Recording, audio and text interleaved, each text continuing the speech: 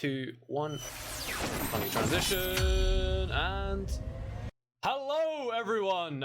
The stream might look a little bit different. By that I mean not much has changed. We just don't have any logos above us. It's now like a little spiraling thing down here, made by me. So if it looks terrible, deal with it. I personally quite like it. I think it makes it look a little bit cleaner, but oh my god, Luke, it has been so long since we did an NA Rivals event. Are you excited? I am indeed. I mean, I think it's been over 3 months. I think the last one we did it was in just before Christmas. So Oh my it's god, been yeah, a Arctic Dominion. long time coming. Oh, you're looking sleek, by I the got way. I got a little bit like the of hair. a new stuff, and my hair's tied back, mainly because my hair just didn't want to work with me today. So tie it up. I think it looks good. Best way to go.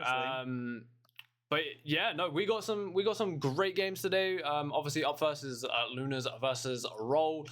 We can show you the bracket real quick. I got that set up and stuff. So Nice, obviously nice. we have off stream.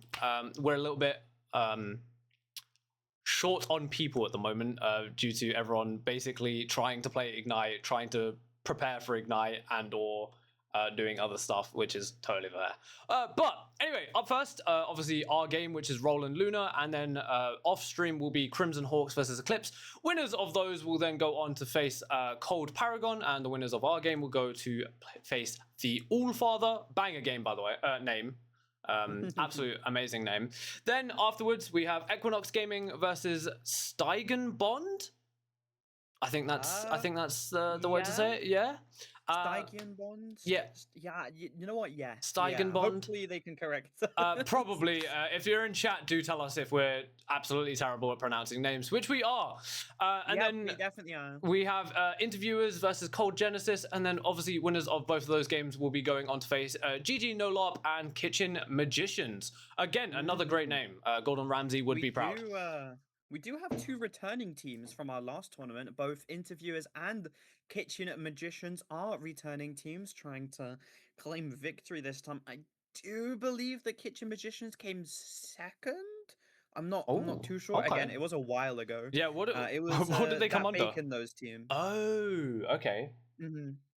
Very, very good team. A bunch of winnable ball players. If I had to guess who's going to take it home, I'd probably put my money on them if I was a betting woman, but unfortunately I am not. I am here to give you some neutral casting. Yeah, true. But also on the topic of betting, we are obviously now affiliated within Twitch. It took us a little while to set that up, mainly because we were waiting to get partnered. Partner is still on its way. We're just trying to work some stuff. But yeah, no, so we can now do match predictions within chat for everyone that is wanting to predict who they think is going to win the team. The series, may I say.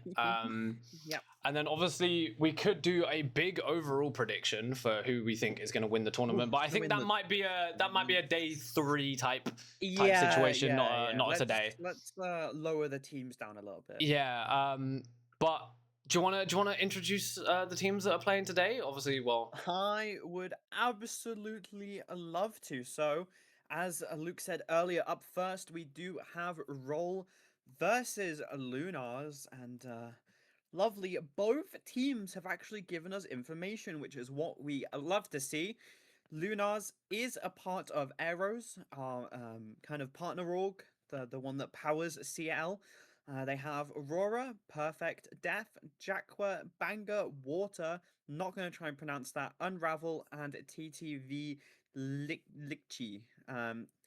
They have been together for a few seasons, but there are some new faces around. They have multiple Peak 1 rank players. Death, Water, and Trey Ray are all Peak top player on console.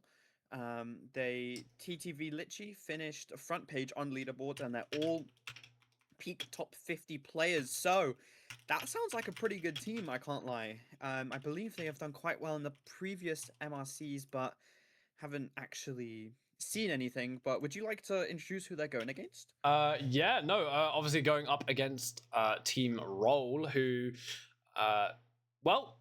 They're not a part of any organization from what I can see. It doesn't look like they are, but they are ran by Creo MR. They have been a team since today, apparently. Now, I don't know when that response was put in, so that could have been a week ago, that could have been 3 hours ago, that could be anything. But the team's past achievements are top 2 highest and top 16 lowest. Wow, so they are Oh my god. minimum a top 16 team. But yeah, they have no specific player info. Their team's best hero composition is Poke, and apparently, yes, Ease's team are their rivalry. So this is going to be a very good stuff. No. And to the person in team chat who just asked if I am a woman, no, I just have long hair. So I don't know. I don't know. I don't think so. But without further ado, I think we should get this game underway and under. I agree. We're starting off with such a hype series. 2 rivals going against each other, and we're going to be going into a Dom match. And with anyone that's been watching the recent Ignite games, we know that Animal Crossing backline has been coming back into the meta, and especially on domination maps. Looks like we're going to be starting off on Celestial Husk, a very, very good map for the Jeff Rocket. A lot of dive is usually being played on Dom, but I don't know if these teams are going to go for that or not. I mean, I just kind of need to know if they're running Elsa. If Elsa isn't banned, be ready for some very balanced gameplay.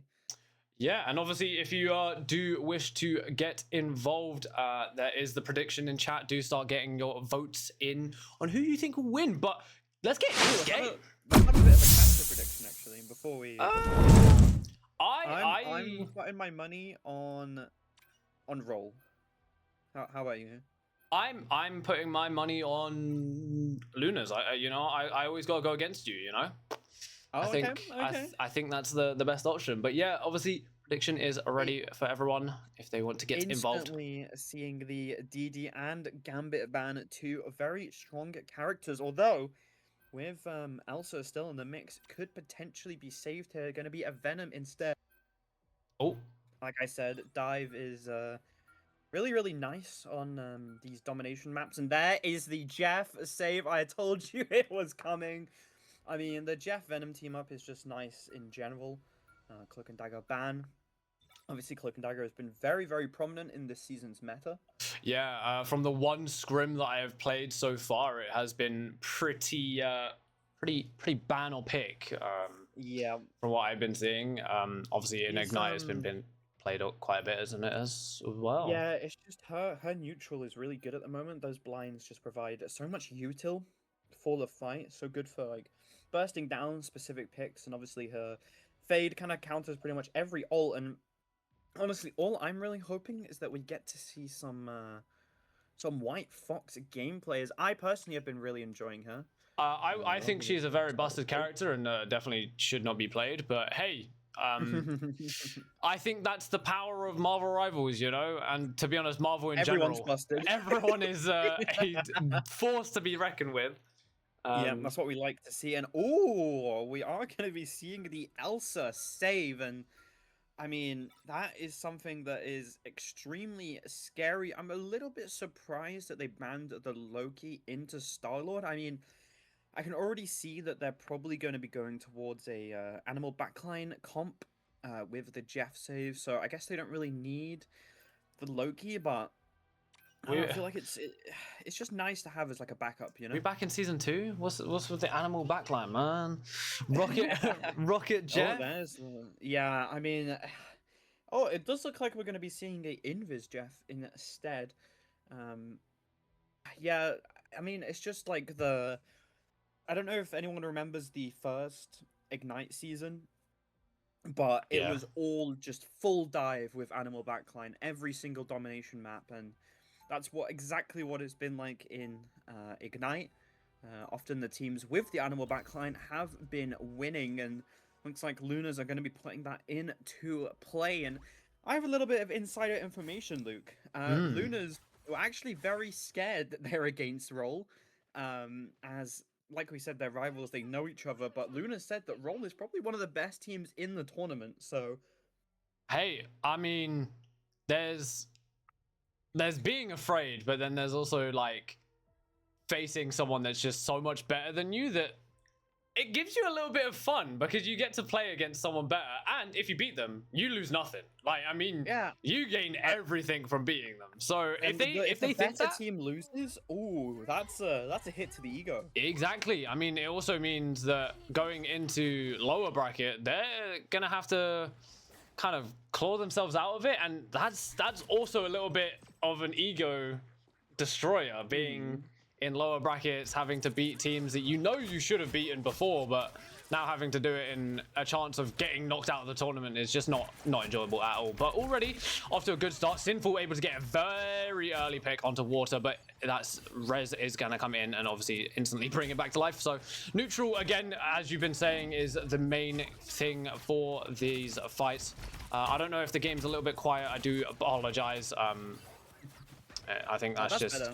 That's good. I can hear it now. Okay. Yeah, I mean, looking at these team comps on paper, Lunas do seem to have a little bit of the better team comp as they aren't running the Invis, but the Invis is really good into the Venom, as we can see right there, as both of the tanks for Lunas have been taken out of the fight, and it just lets Sinful clean it up nice and easily. And Klombo using that Banhammer just to get that extra damage on the Venom is a little bit scary. And I mean, when we look at the ults, I would say that, I mean, this Glortrox is very, very deadly.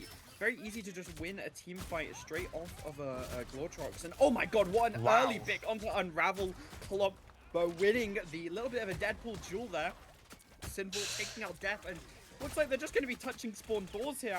Luke, what what do you do if your Luna's here? To be honest, you might have to just like accept pure pain and defeat. But although they are getting close, I would say, in ult charge. Although Roll do still have 5 ult, well, almost 5 ults up and available, and Klombo gonna find 2, instantly finds a third. I am. Wow, he's just taking screenshots with every single body. Look at this. God, he's just waiting. Yeah, I don't know what you do if you're Lunas, but it's going to be tough. I mean, you can break out of it. You have the ultimates to do that. You have that Glorch up and available. You have the Jeffy, I mean, Dance of the Butterflies, but Sinful's going to go very early with his own Dance of the Butterflies, able to find 2 with the assistance of Mo finding a 3rd. And now it's just, I don't even think they can touch for that, like, 100%. Yeah, I think this is going to be 100-0. TP. I mean, I feel like you should definitely TP here. You have the ults to contest this fight. Yeah, maybe but Unravel, the one person that like kind of has no ult, isn't on TP right now, which is probably the one person you want. Oh my god.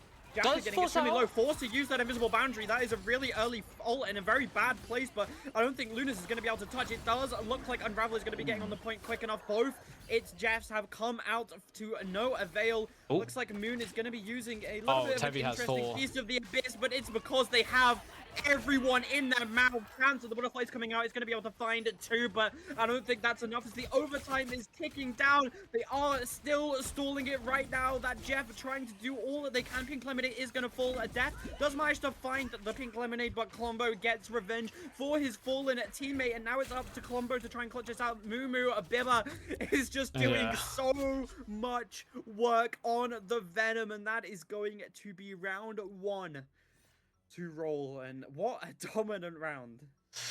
I think that's an understatement. I think that could be the most dominant kind of way to win a round ever. I mean, they kept them at spawn doors for what, 70%? And then God, the tanks don't have a single kill.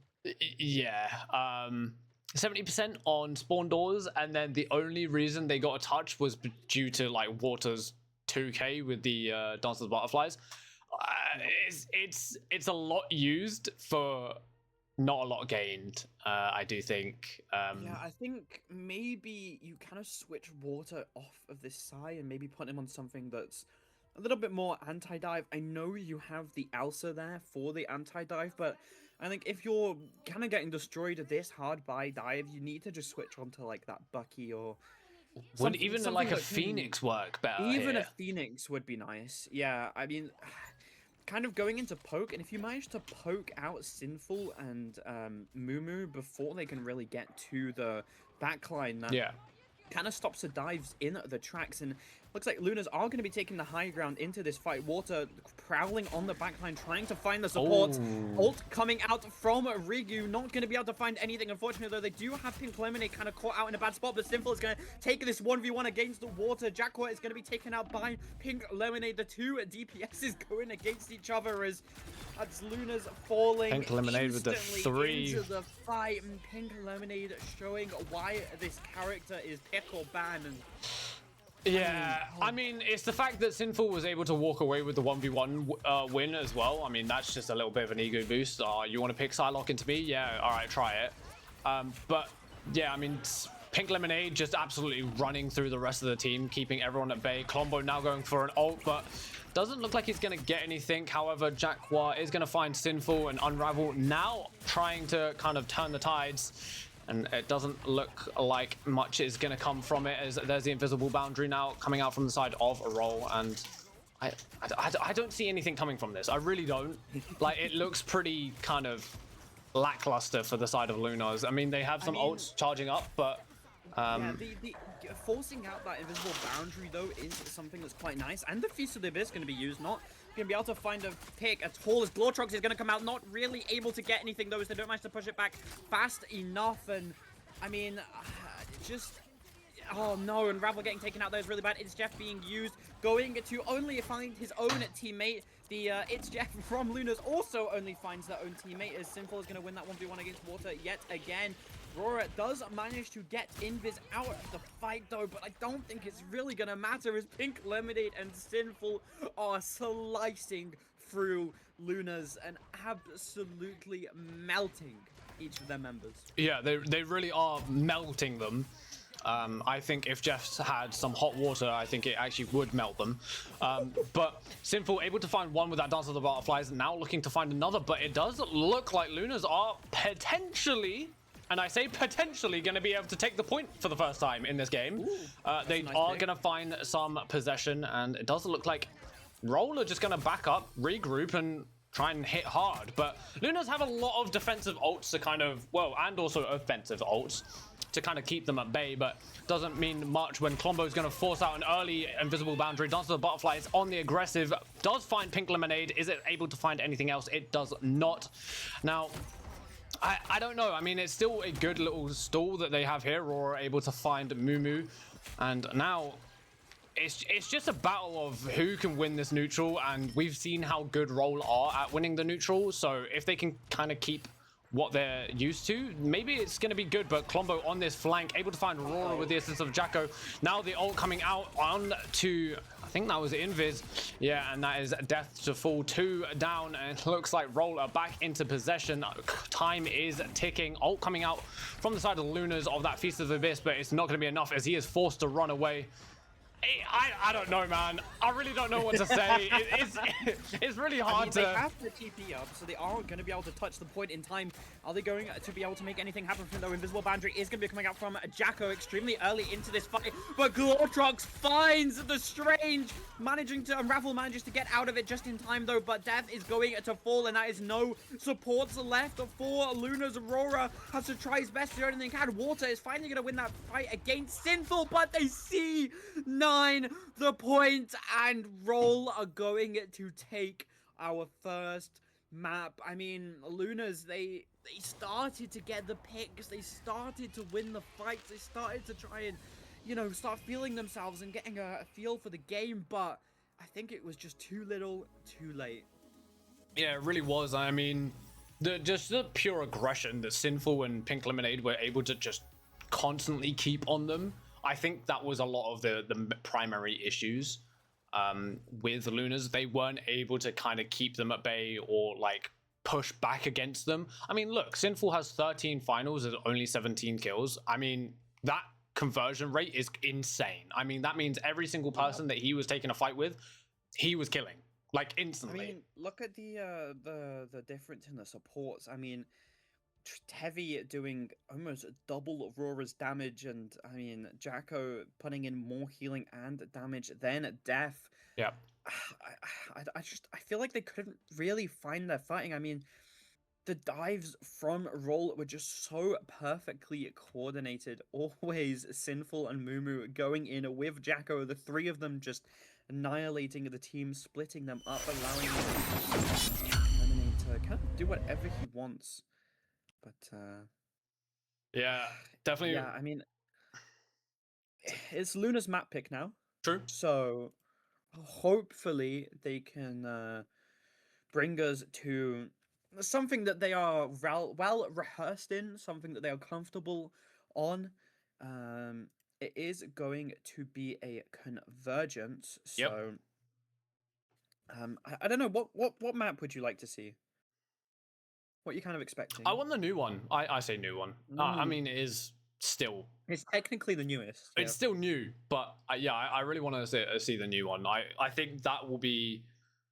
Well, I mean, we haven't seen it in any of our tournaments yet, have we?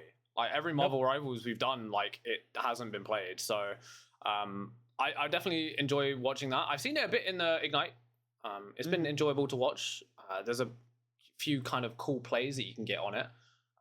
But yeah, I think that's probably my only real choice of what I want to see. Hmm. But to be honest, it's going to be the obvious Central I mean, Park. both players Oh. do have. Actually, it's Convergence. I was wrong. I'm sorry. Convoy is Oh, the third map. well, they've gone We with the are going to be convoy. going to a convoy, so it's okay. We just roll with it. It is Midtown. That is kind of usually what you expect Yeah. from well, just from the map pick in general. It's usually either Central Park or a Midtown. Both of the New York maps are generally favored, even in Ignite. I was just seeing this over and over again. Honestly, I'm kind of surprised that they didn't pick the new map, the Museum of Contemplation, because Jeff is actually really good on that map. That is Yeah. Jeff's best map, and they both have giveaways. So little surprised that we went over to this, but they might have really well practiced Midtown. Oh, instant invis ban from a roll though. A little bit interesting as they were the one that actually originally picked the invis. Going to be seeing a Gambit ban again from Lunas. Obviously, it's Gambit. No nerf will put him down. I personally think they buffed him, honestly, with the I recent patch. I I think Gambit is just untouchable in Yeah. any way. I, I, I mean, maybe don't give him two global dashes. um, yeah, just everything about him is, it's just too good. His whole kit is so nice, and we are going to be seeing a Loki save though. Do you think we're going to be seeing the Loki Adam comp, perhaps? Oh, I tank pull I out of the really hope fight. not. For the sake of our voices, because the Loki Adam comp kind of goes crazy with persistent karmic revivals just going every 2 seconds.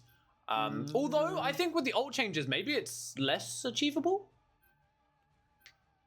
No, it's still. I mean, I saw it being ran in Ignite, and it was still exactly the same. That makes sense. Yeah, that adds up. I'm not too surprised by that. But maybe I think with the Groot save, maybe they're looking to play like a Mantis Loki Groot comp. I I mean, is it really good anymore? um, I mean, it's okay, but out of the triple support comps, I mean, on Spawnhold, Adam is just so much better. I mean, just the double res and obviously the option of using the support ult instead. And I feel like Groot in general just doesn't really have as much of a place in the meta as he used to. Yeah. Um, I mean, with tank pool out of it, I can't lie, it's a little bit better, and we are going to be seeing a Mantis ban that combo is going to be out of rotation, but that means that they can run this Adam, and I feel like it'll be a very big mistake if they choose not to, as it's just so strong. Yeah, it really is. I mean, it's also the fact that I think like it's really hard to shut down because you can kind of you can hunt down the warlock and constantly just try and kill him, but he's gonna have so much defense and He can also fly now, which yeah, is he's just gonna fly away. yeah.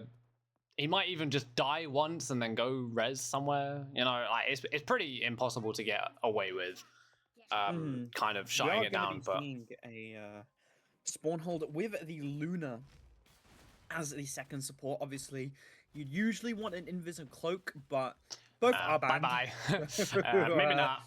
we are going to be seeing the Luna instead, and this just gives Death two options. He can either copy the Adam and go for the Karmic Revival, or he can copy the Luna and do the Fate of both worlds, and it just really depends on what kind of offensive ults Roll are using. If they do go in with, I mean, to be honest, with their entire comp, you just want the Adam copy. I They will have so say, many insta-kills. Marvel Rivals or Guang Guang, if you're listening, I think support might be busted, seeing as 5 supports were banned this game and 2 were saved. Yeah, I mean, now that Ranked has 6 bans, it's usually 6 supports getting banned every Yeah, single game. I'm not gonna lie, supports might need a little bit of tweaking, but I know that's kind of the aim of the game. Healing. I disagree.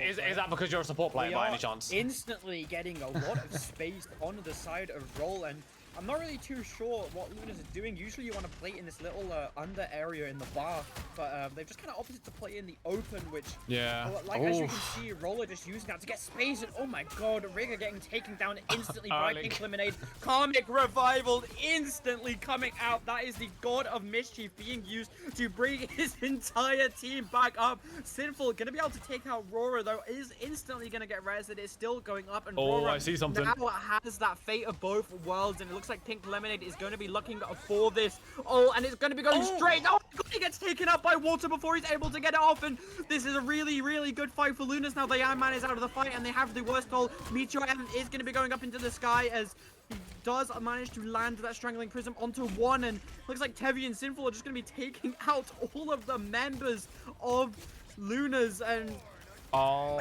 no. Karmic Revival number 2 is going to bring the entire team back apart from Water, as Unravel uses this to find 3. The runes are going to be keeping them alive at 4 now, along with that. Oh my god, what a Meteor M straight onto the Fate of both worlds. Jaguar managing to find it too as well, and as a tank main, Luke, I think you know how hard it is to get a kill. Yo, that was beautiful. That was actually beautiful to watch. I mean, watching him literally weave it over like 3 different people and hit the Luna is just amazing. But it does look like Roller. I want you to have a look at Death's ult charge real quick. Death ult charge? Death ult? Oh no. Oh no. And guess what? He's gonna get more because we have a Moon Knight now who's just pumping out damage. But looks like Karmic Revival is gonna be coming up very, very soon. By that I mean the first of the 2, because they're just gonna constantly rip them off copy, but clobbering time does come out, is able to find 1, I think, but a lot of damage forced out as Sinful again just on this high ground. Just he's a little bit of a menace up here, causing so many issues, a lot of damage output, but I mean doesn't mean much when you have 3 people constantly keeping 3 massive targets alive. But it is giving Roll quite a lot of ult charge, as now they have Glarchop and that Strangling Prism. Glarchop? No. Anyway, we vibe. But anyway, there is the combo coming out of the Strangling Prism. Hand of Khonshu. 2 are gonna fall, but I don't know about you, but wait, what's happened here? Revival. They decided to use the God of Mischief from Jacko as well to copy that Fate of both worlds, which I think is a little bit of a mistake. Gartrox is going to be coming out, and Rora is going to be using that Fate of both worlds just to keep the fight alive a little bit longer, as she knows that as soon as her team is back, they have so many ults, and Karmic Revival is going to be coming out from Water yet again. The entire team is going to be coming back up, and Meteor M slams straight down onto Rora, but that is instant revive.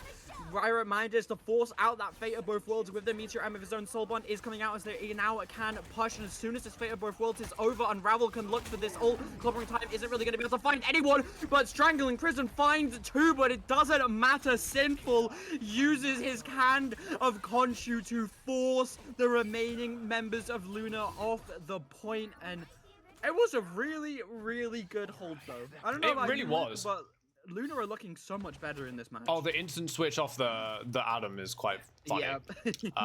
But yeah, no, I mean, I think it was really good. I mean, I think they could have had a bit better karmic revivals. I think that probably would have kept them going for the rest of that kind of hold. But I mean, Roll clearly know how to break through that comp and were showing true kind of like skill.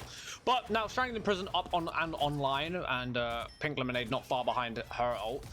It does look like it's just going to be another neutral fight. I mean, we love these neutrals in this new season because it's basically all they're doing. But Mag, you are overextending quite a lot into a Groot, and that is not what you want to be doing. Early God of Mischief, massive Strangling Prison, able to find 3. Does instantly take down 1. Roar going to fall as well with the assistance of Sinful, who's now hopped on to the Phoenix. And it looks like Groot's going to die. They're just going to opt to kind of stall out point as much as possible, but it's not going to be enough. Rage of Ultron is available. Yeah, they are TPing.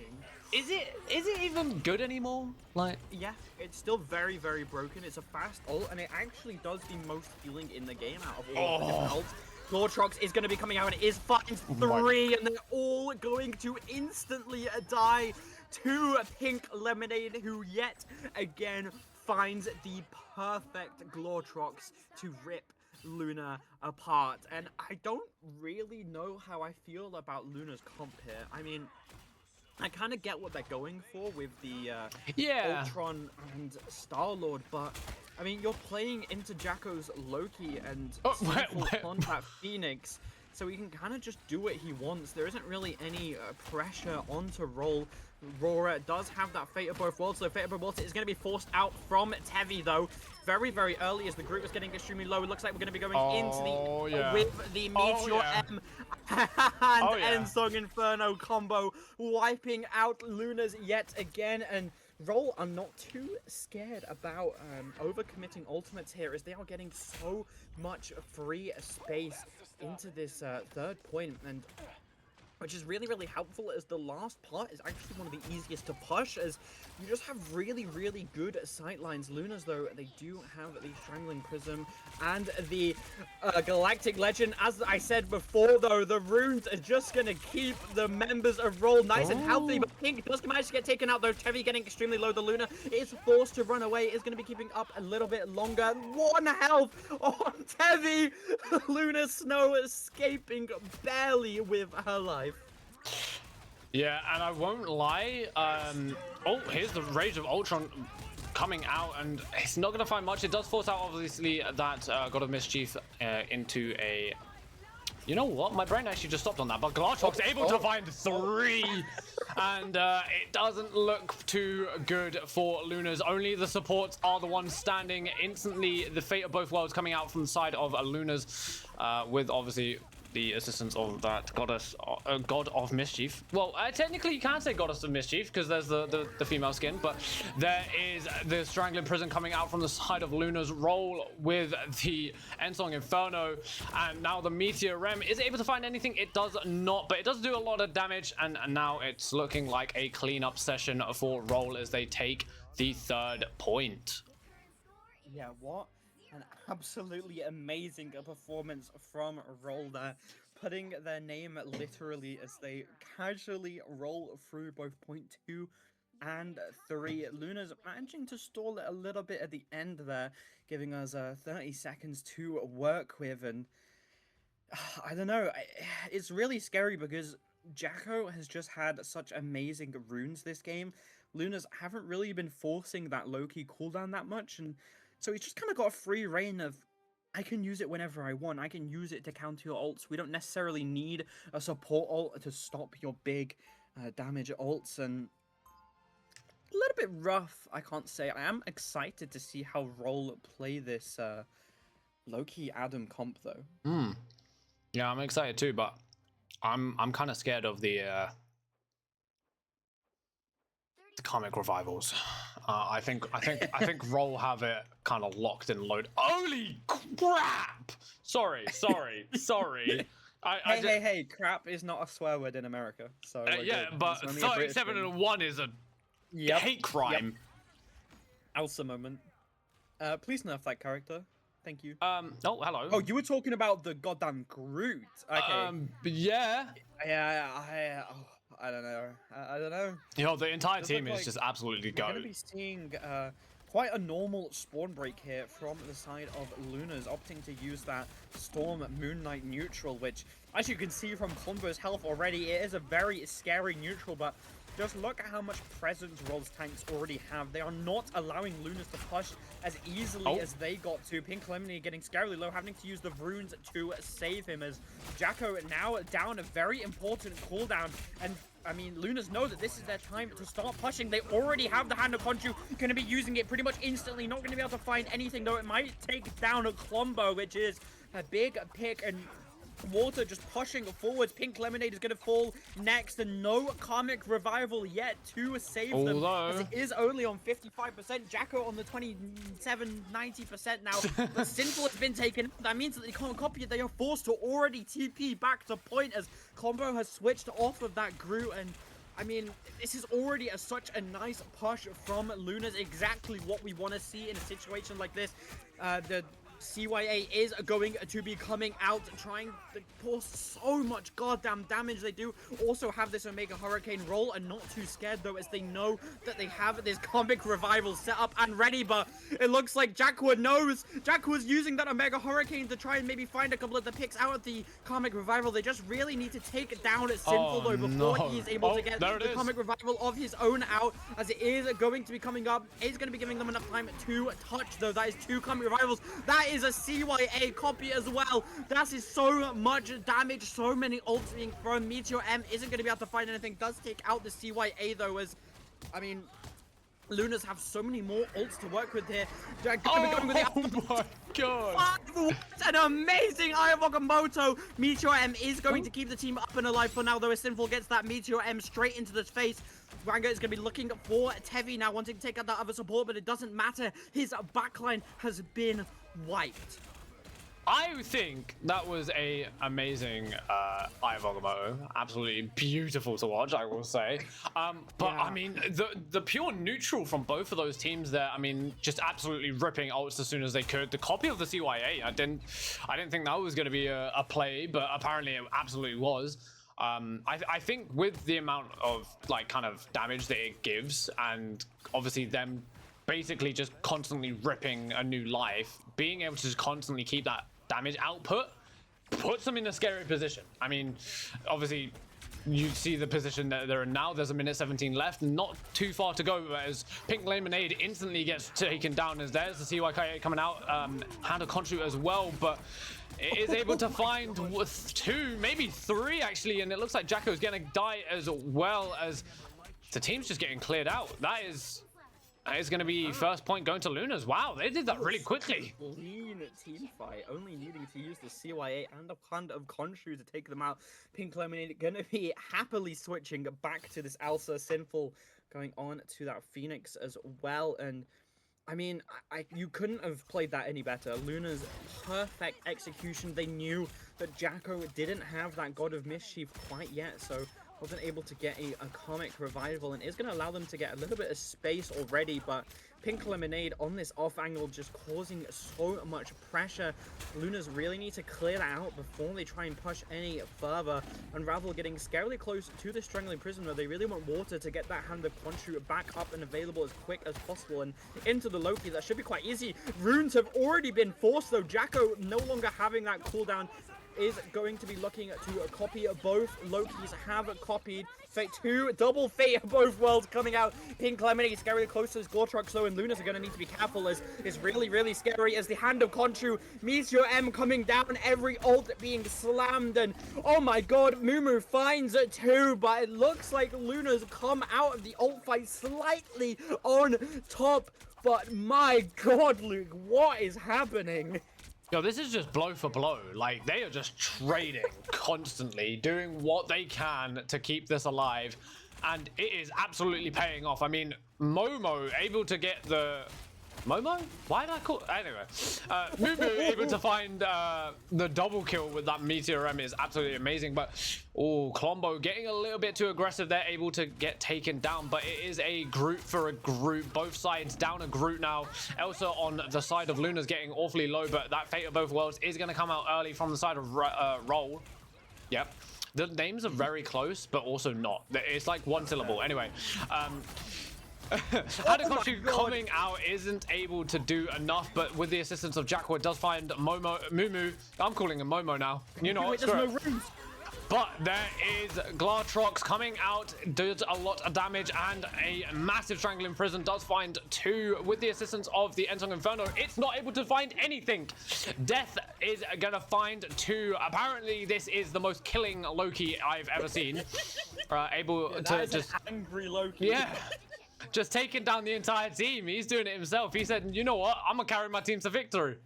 What an absolutely clean fight from Lunas right there. They managed to force out those runes extremely early, and as they forced the Fate of Both Worlds last fight from Tevi, they knew that they can just kind of push with their Fate of Both Worlds and kind of do what they want, as the Glortrox from Pink Lemonade was able to find both of the tanks, but I mean, Rora just kept his tanks up perfectly, and now we are getting ever closer to this combo. Again, Jacko managing to find combo extremely early into this fight. This means that they're going to be able to push Sinful on the high ground right now. It's going to be pushed out by Jacko, though, as they're just forcing ever closer. Fate of Both Worlds is going to come out from Jacko. That God of Mischief being used, but Death just has a much better one, and it's going to be frozen out of the Groot ult, and Mumu is able to find nothing as well. All of these ults are finding nothing. They're all for naught, and Lunas are going to be, they don't care. They are pushing roll back. They are gaining so much space. Combo switching on to that Venom to try and cause as much chaos as possible, as runes have already been forced out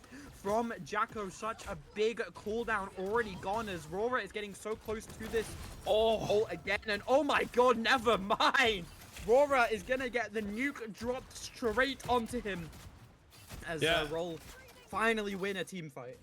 Yeah, they do, and they do it very well, but I will say Lunas are kind of growing on that ult charge, but time is getting pretty close too.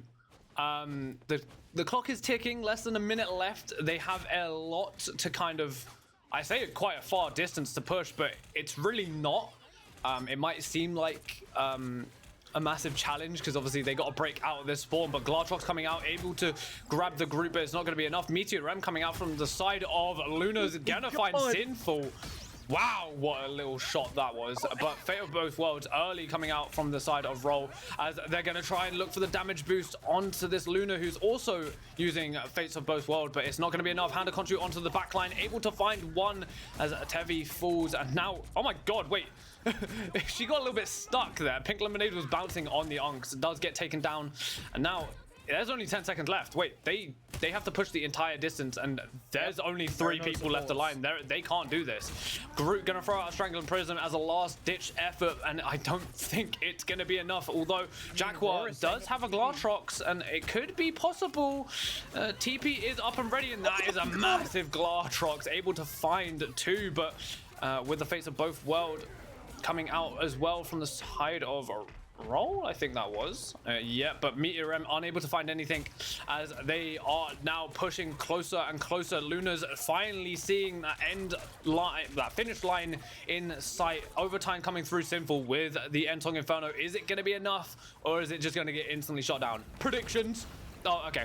Oh, God! Rora blocks it mid-air! What the hell is this? The support player onto the stranger, saving the support. They know the pain of the Enzo Inferno. Pink Lemonade finds 2. Water is going to be taken out. Rora is soon to follow, and this Feast of the Abyss is a little bit of a celebratory ult as Lunas are going to fall, and Roll are gonna take the first win of our tournament. What an insane series, though. That map was so good.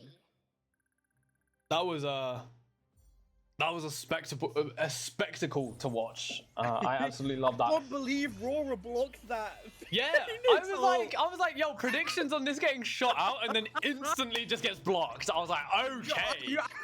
I was not ready for the Strange to just jump in front of it. He was like, no, I'm sacrificing my life. I'm taking. If the team's going down, I'm going down with it. But yeah, amazing performance from Roll. They will be progressing on to face, if I'm not wrong, The Allfather. Ooh, Roll versus the Allfather. That sounds really cool. But yeah, obviously, that is our first series over and done with. That was pretty quick, I say. For a convoy, especially. I mean, that was a 17-minute convoy. Not bad, not bad. Yeah, that's not terrible. Could have been longer. Could have gone for round 3. Yeah, definitely could have been longer. Didn't manage to clutch that out at the end, but I mean, I think in the end it just came down to the better ult rotations, and I think Roll really had that down. Yeah. Not at the start though. Luna's had the better ult rotation on point 1 and 2, but as soon as it got to that third point, I think they just started to fall apart a little bit, especially when Unravel got frozen out of that strangling prison, so it wasn't able to connect onto anything. That big combo that they were looking for of the strangling prism, hand of Khonshu, not being able to find a single pick was just very detrimental, and that was 2 ults out of rotation for absolutely nothing. I will say though, going from the 200 to O domination to bringing it that close on a very kind of defense heavy convoy is pretty impressive from the side of Lunas. I definitely think they have a good chance to bring it back in that lower bracket and potentially meet them in at a later stage in the game. Maybe not finals. They might see them in lowers bracket. Obviously, you don't know what could happen. The Allfather might call upon the Allfather and just absolutely roll. Very true. But yeah, no, obviously Roll are on a roll. I think that's going to be a persistent theme within this this tournament. Their name is going to be ongoing joke. But yeah, obviously up next is Interviewers versus Cold Genesis. So that's in about 8 minutes time. So we'll take we'll probably take about a 10-minute break. Let everything kind of get sorted out lobby wise. But don't go anywhere. But yeah, because if this was anything to show how hype this tournament is gonna be, I don't know what else is. That was such a great first match to kick off our tournament, but I'll see you again very, very soon. Yes, we will. But for now, goodbye. Bye-bye. Hey, you. Yes, you. Do you need a beard product? Well, then look no further. Fable Beard is a medieval theme beard company. They're going to have all of the necessities you're going to want and need for your beard, like beard oil and beard wash. And they have other things too, non-beard related, like body wash and deodorant. And if you're also looking for more feminine products, they also have Fable Beauty. And they also have a lot of Christmas-themed items. And use our discount code at checkout to get a sweet discount. Thank you to Fable Beard for sponsoring us.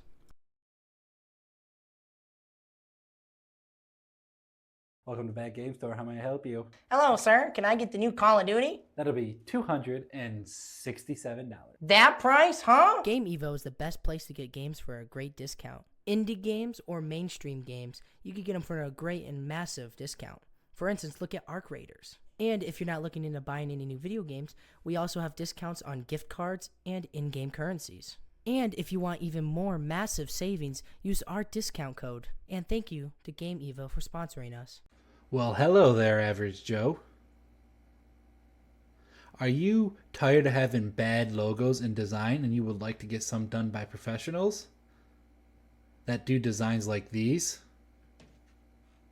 If so, head on over to ink3d.com where you can choose from their products that they sell. From light boxes to keychains and even gift cards. They also sell merch. And if you like saving money, like I do, go ahead and use Championships League's discount code. Ink3D is approved by Tiny. And so long, Average Joe. I'll see you next time. Did you know playing video games with your regular old-fashioned chair could lead to low scores, back pain,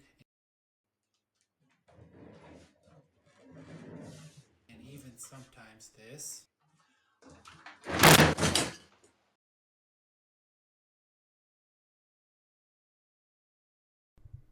Oh, that really hurt. I'm not doing that again. But don't worry, now you can go to downwinks.com and get your very own gaming chair so you too can be good at video games.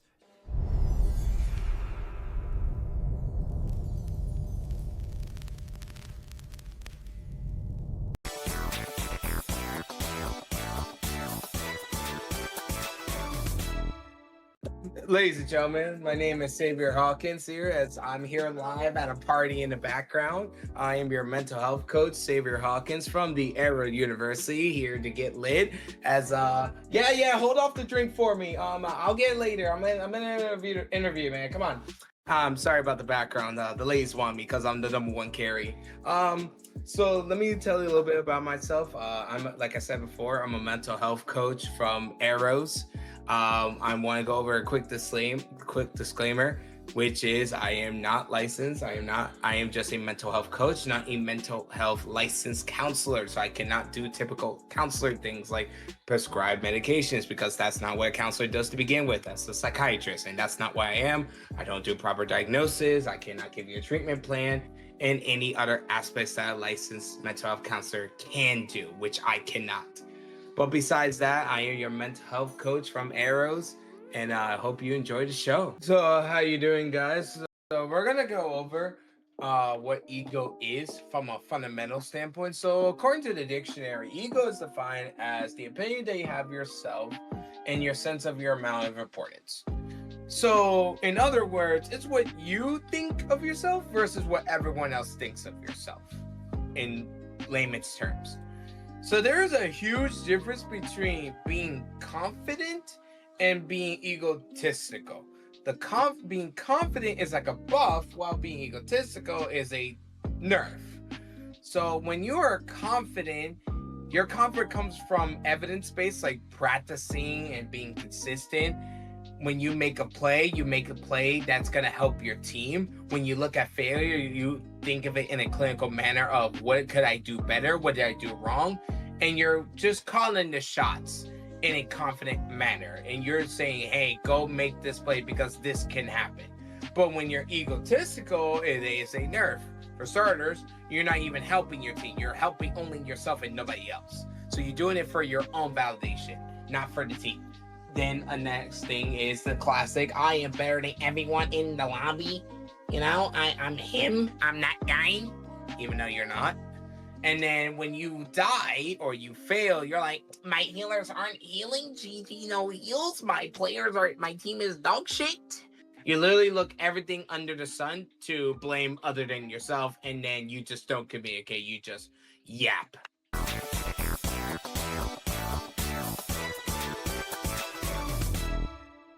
Ladies and gentlemen, my name is Xavier Hawkins here as I'm here live at a party in the background. I am your mental health coach, Xavier Hawkins from the Arrow University, here to get lit as hold off the drink for me. I'll get it later. I'm in an interview, man. Come on. I'm sorry about the background. The ladies want me because I'm the #1 carry. So let me tell you a little bit about myself. I'm, like I said before, I'm a mental health coach from Arrows.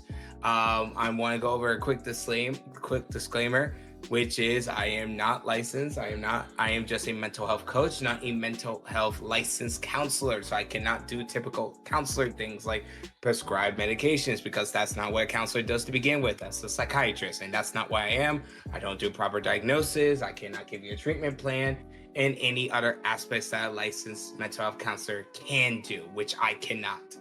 But besides that, I am your mental health coach from Arrows, and I hope you enjoy the show. All right, so speaking of confidence, I want to talk about why is it important. Why is it important for you to have a healthy ego? Because when you don't have it, you just lose. You just lose, not in the game, but also you lose in life. You won't be able to execute your... See, that's what happens when you don't have confidence. You lose your mouth also. You lose your mouth also. See, that's what it looks like when you don't have confidence, when you just don't know how to speak.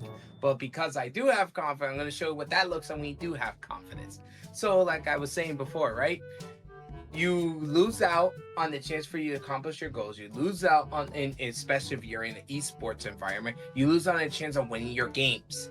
Your ego is this difference between what you can do and what you cannot do as a player.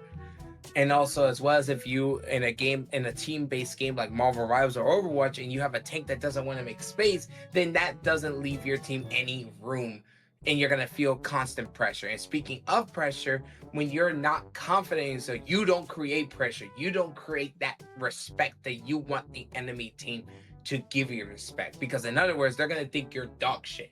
And if you know you're not, your actions have to demonstrate that you're not dog shit, which means you need to have confidence in so that you're gonna make the necessary plays that you know you can make.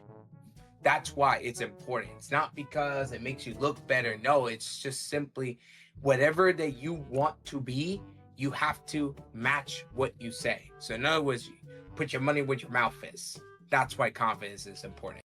Hey, you. Yes, you. Do you need a beard product? Well, then look no further. Fable Beard is a medieval theme beard company. They're going to have all of the necessities you're going to want and need for your beard, like beard oil and beard wash. And they have other things too, non-beard related, like body wash and deodorant. And if you're also looking for more feminine products, they also have Fable Beauty. And they also have a lot of Christmas themed items. And use our discount code at checkout to get a sweet discount. Thank you to Fable Beard for sponsoring us.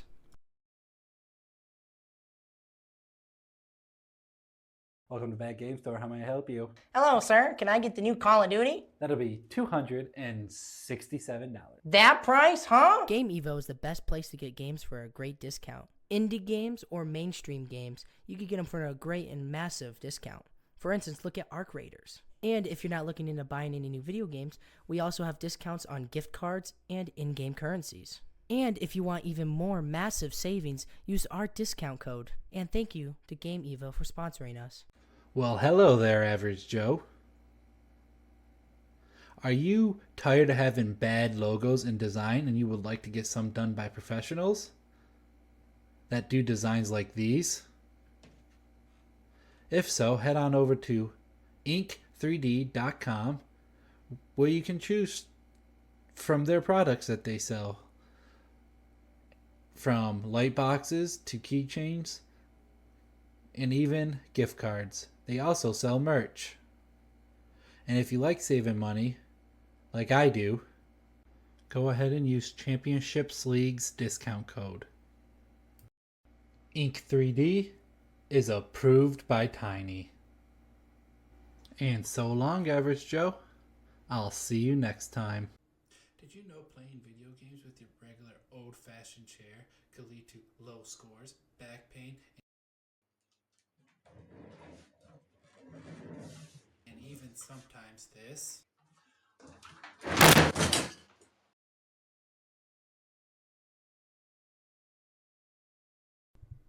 Oh, that really hurt. I'm not doing that again. But don't worry, now you can go to downwinks.com and get your very own gaming chair so you too can be good at video games.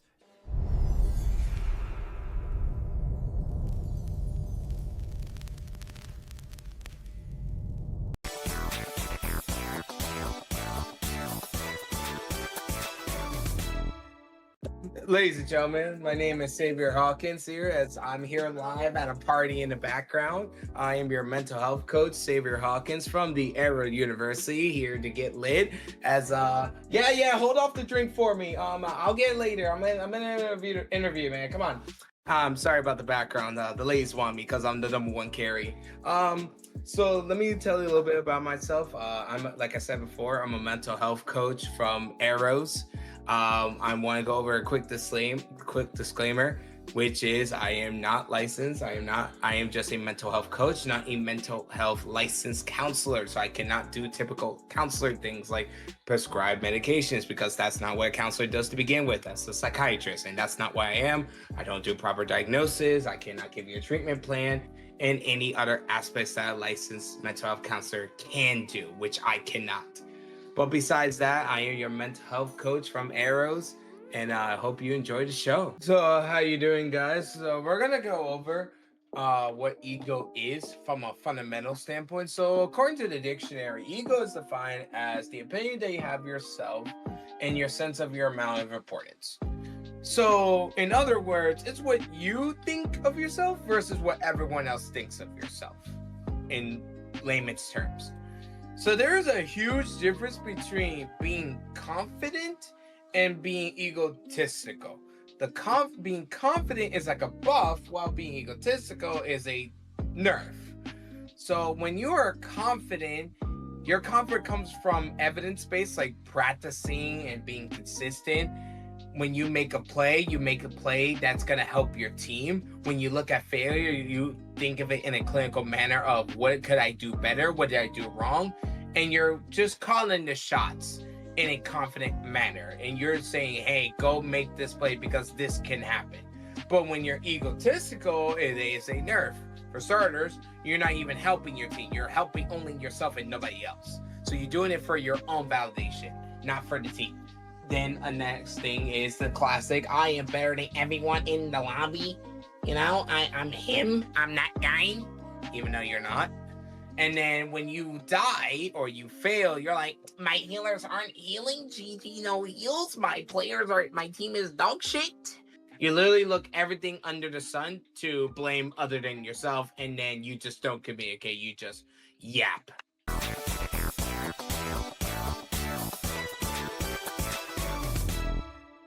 Ladies and gentlemen, my name is Xavier Hawkins here, as I'm here live at a party in the background. I am your mental health coach, Xavier Hawkins from the Arrow University, here to get lit. As hold off the drink for me. I'll get it later. I'm in an interview, man. Come on.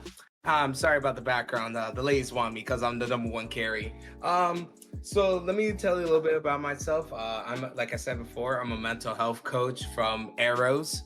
I want to go over a quick disclaimer, which is I am not licensed. I am just a mental health coach, not a mental health licensed counselor. So I cannot do typical counselor things like prescribe medications because that's not what a counselor does to begin. Hello and welcome back. I hope my webcam's not being blurry again, which I think it is. So yippee me.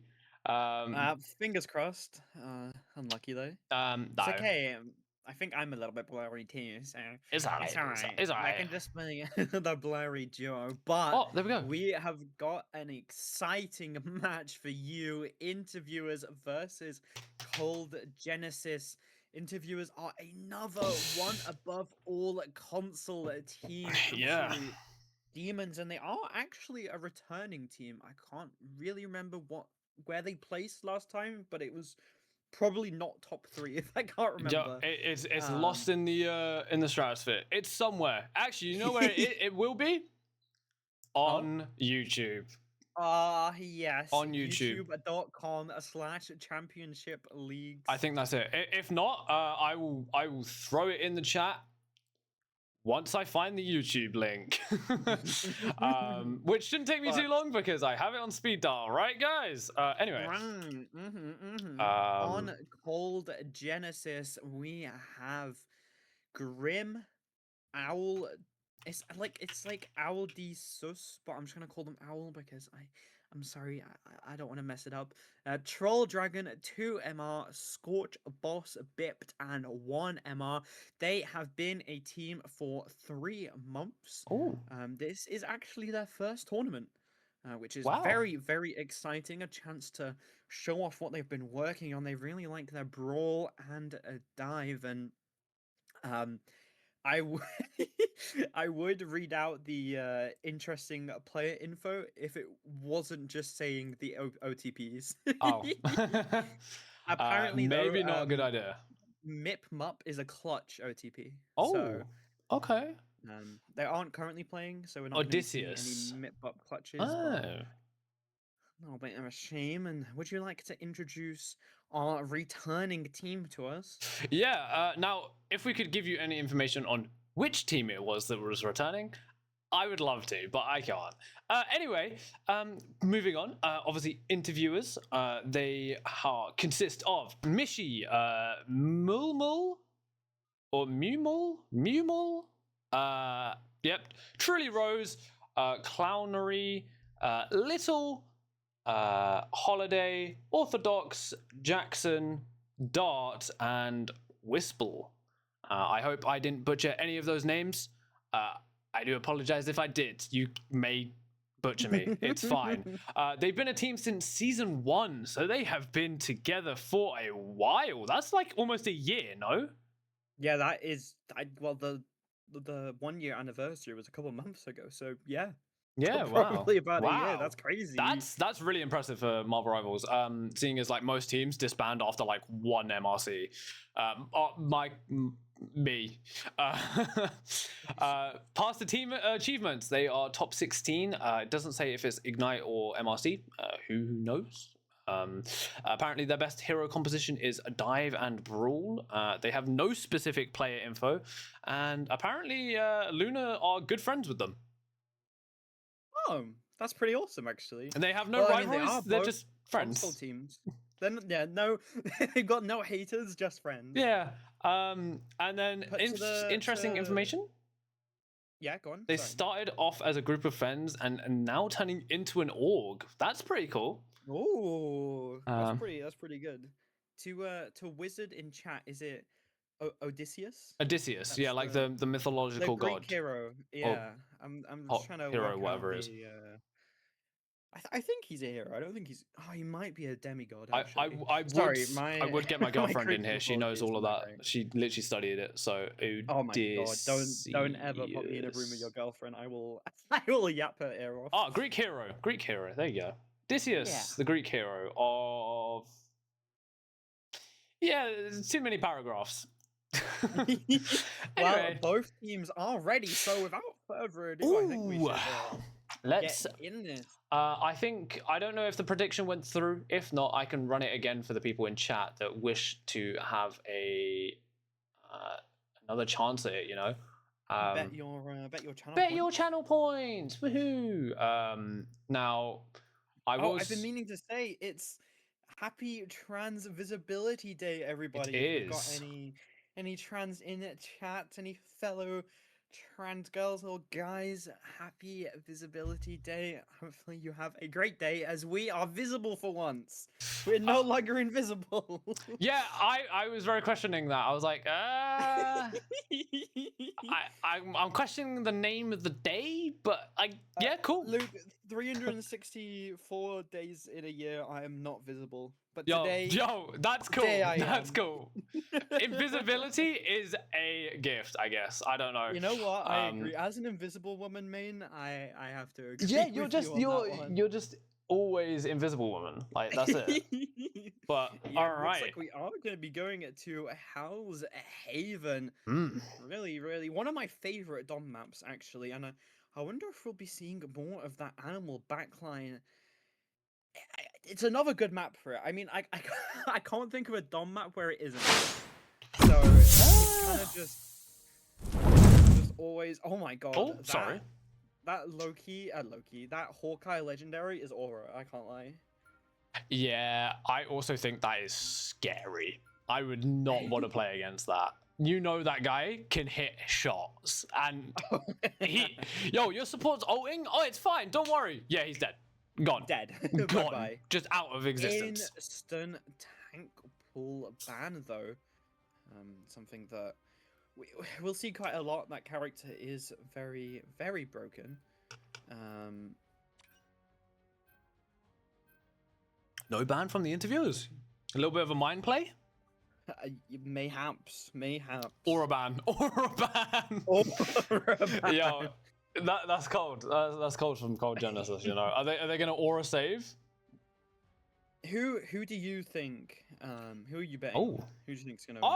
You know what? I'm gonna go for the returners. I'm gonna go for interviewers. I think they have it in the bag. The full one above all console teams, which we've had 3 of.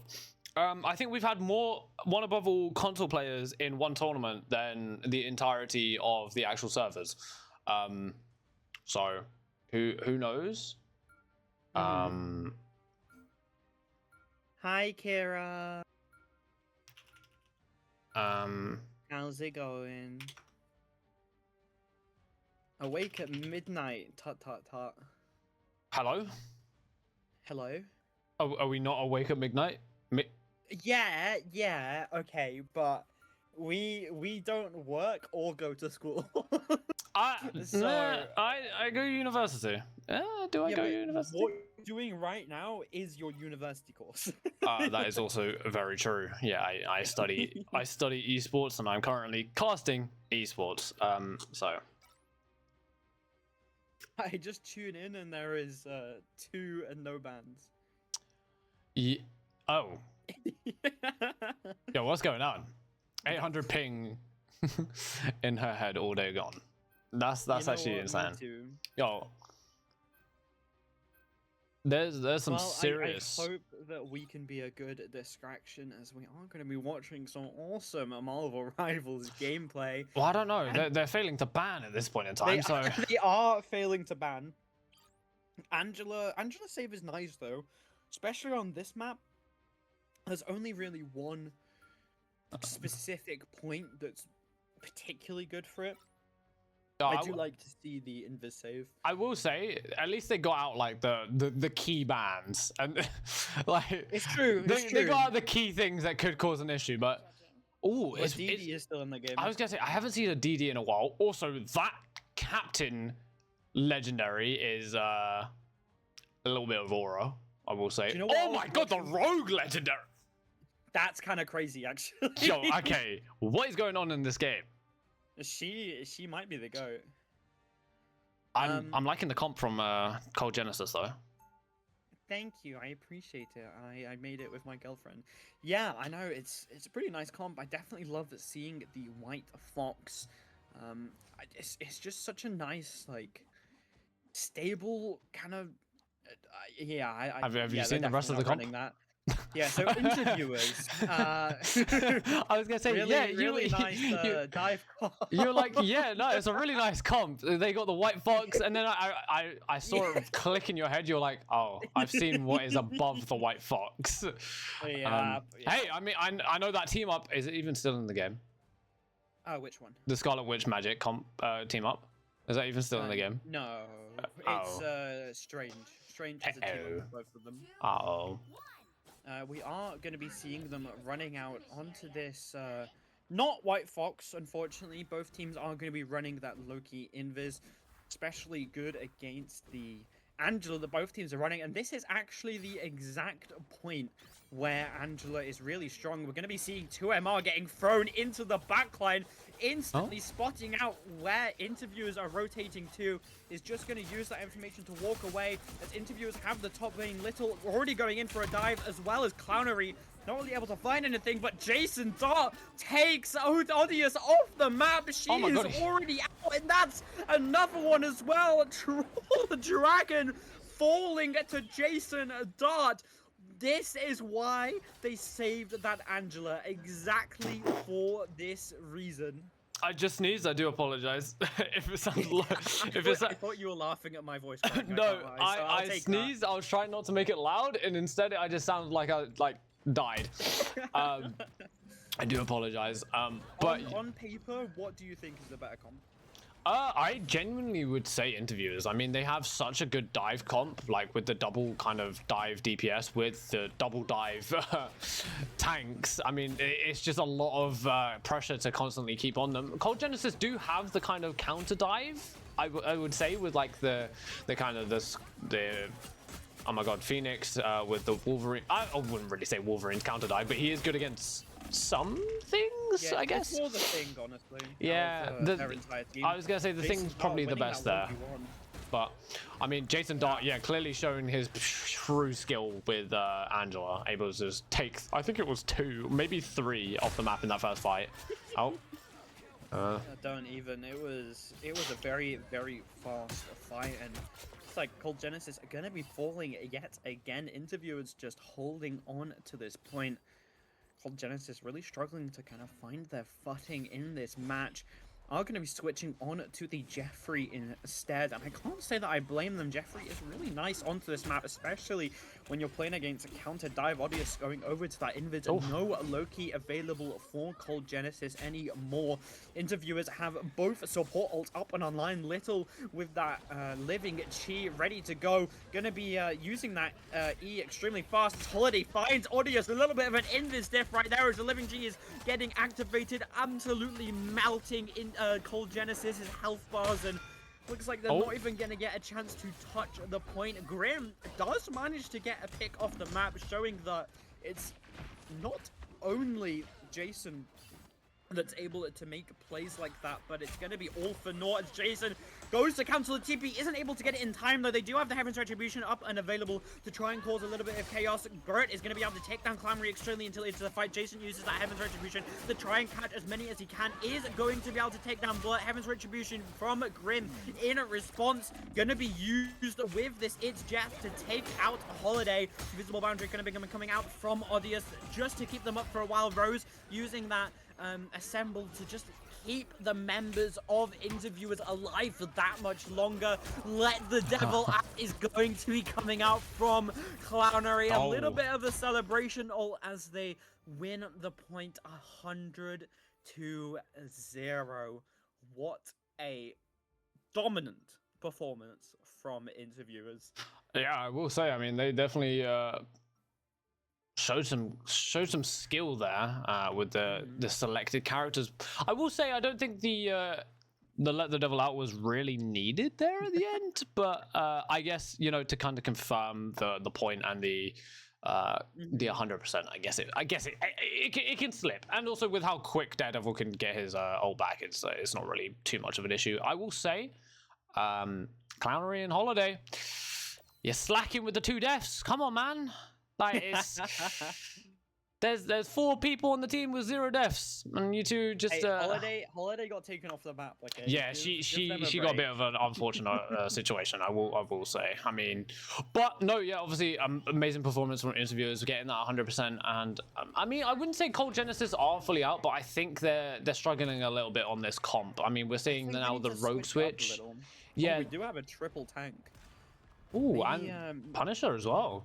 Yeah, maybe because they have this Eye of Agamotto up and ready. I do like the Jeff, as the neutral is really, really good for him, and Interviewers only have Holiday's ult. It looks like Little and Truly Rose are going to be going on this flank instantly, jumping Troll Dragon. Odious is going to be taken down pretty much instantly into the fight, as so does Bib. Eye of Agamotto going to be coming out and finds 3, actually. Unfortunately, I don't think it's going to be enough, as it was too little too late, as Cold Genesis have already fallen. Yo, Odysseus kind of that's a bit unfortunate. I mean, what do you do when an Iron Fist and a Captain America just dive you? There's nothing you can do, especially when your Jeff is like slightly ahead of you, and so he's having to look forward. Animal backline. True. I mean, I can't say I'm complaining, but Cold Genesis don't really have a dive comp to go with it, and usually you want to run the animal backline with that dive comp. BRB already being taken out instantly. Looks like Clownery is going to be spotted out, though, looking for that flank. Maybe, I don't really know how he didn't see Grim coming, seeing as though he can see through walls. Yo, that's kind of real. That's actually, that's a little bit of a Koga moment right there. Yo, sometimes the blind are blind. Going to be coming out, going straight onto the 4 people. Looks like the clobbering time is going to be able to find Little, though. Invisible Boundary coming out from Holiday is going to be keeping the rest of the team alive for a little bit longer. Troll Dragon already been taken out. Beef soon to follow. Jason Top finding 2 yet again. The mastery of this Angela, truly like no else. I mean, Jason Dart is just doing so much. But what is Jeff looking at? Who knows? And yes, I did call Bipped beef. I am sorry, but he was getting a little cocked. So. He was getting beefed. It's alright. Yeah, it was a well done steak. Yeah. Oh, that's unfortunate. Now I really want a steak. Oh. Anyway, CYA and Final Judgment coming out. Is it going to be enough runes? You might want to prioritize the runes, brother. Although it doesn't mean much when they just jump into your face and you just kind of get a free mow down. As it looks like 4 are instantly going to get taken down on the side of Interviewers. I don't really know if that was a play. I'm not really too sure what Mummo was trying there. Is usually when you're going against a Punisher CYA combo, you want to just place down the invisible boundary and then hide. Just run away. Yeah. Do not show yourself, but Clownery going on this flank. It does have the let the devil out. This Heartbreaker is going to be coming onto the backline. Assemble coming out. Going to be keeping a little bit alive along with let the devil out. My. Is going to find 4. Does get the he is going to get res by the BRB. That's not too bad. It's a good stall. Does allow for let the devil out to end, but Odious is going to be taken out, and now it's all up to Troll Dragon to keep his team alive. Truly Rose is going to be able to find bits as Assemble is going to be coming out from Scotch Bosses. Cold Genesis aren't keeping on to this point. They know that they can not afford to lose this fight. And I mean, with Jason Dart looking extremely low, it does kind of look like it's a bit impossible. But Truly Rose does manage to take out Troll Dragon, which is not looking too good. The damage. Is using that TP instantly on to the point. Mummel finds 2 MR as well. And now it's all just up to the tanks. And does look like Bip to switch onto that rocket just to keep a little bit of healing up, but Odious is going to be taken out. Scorch Boss soon to follow. Little MR, Chew MR manages to get in though, does have that clobbering time. Is going to fall before he's able to use that ult, unfortunately, as Jason Dart is just putting so much damage into this fight. Little just going to be punching them all down. Oh my God. Also up and available, and I mean, Cold Genesis put a good fight here. 83% is not terrible, especially when the first one was 100-0. I will say, I found it quite funny when you said it's up to the tanks to keep this alive, and all I'm seeing is a fully enraged Iron Fist who does max health damage, just running at them. I'm like, I don't know if tanks are able to kind of outlive that one, but you know, the tanks I are going to be alive much longer. no, they are not. But no, they did really stall that pretty good, down to 83% from kind of the 100% that the first round was. Bit different, although Jason Dart still unkillable. He is Faker. Okay, maybe the unkillable Demon King himself. Maybe not Faker, but yeah, definitely unkillable in himself. You know what? I will say, dying in Rival is a lot easier than dying in League. So, I mean, I was about to say that is a little bit up to contention there, but I mean, I don't know. Not dying in a game like this is a little crazy. I guess it's I wouldn't say more impressive, because not dying in League, you have to be so good with your characters and not die. Also, you have Flash. Or you just be Faker. Just play, LeBlanc. Just play LeBlanc and you'll never die. LeBlanc? Yeah. No. LeBlanc. Yeah, she has 4 dashes. Just play Azir. And you hit a Shaman Shuffle under tower. You hit the Shaman Shuffle, yeah. Yeah, under tower, life's good. Easy peasy. But unfortunately, we are talking about Mario. Yeah, sorry, wrong game. Sorry, wrong game. Oh, don't get me started. G2 was so close to winning. Anyway, back to the game. What an amazing performance from interviewers, truly showing why they are one of the best console teams out there. You can really tell that they have been a team for a year, as their synergy is on point.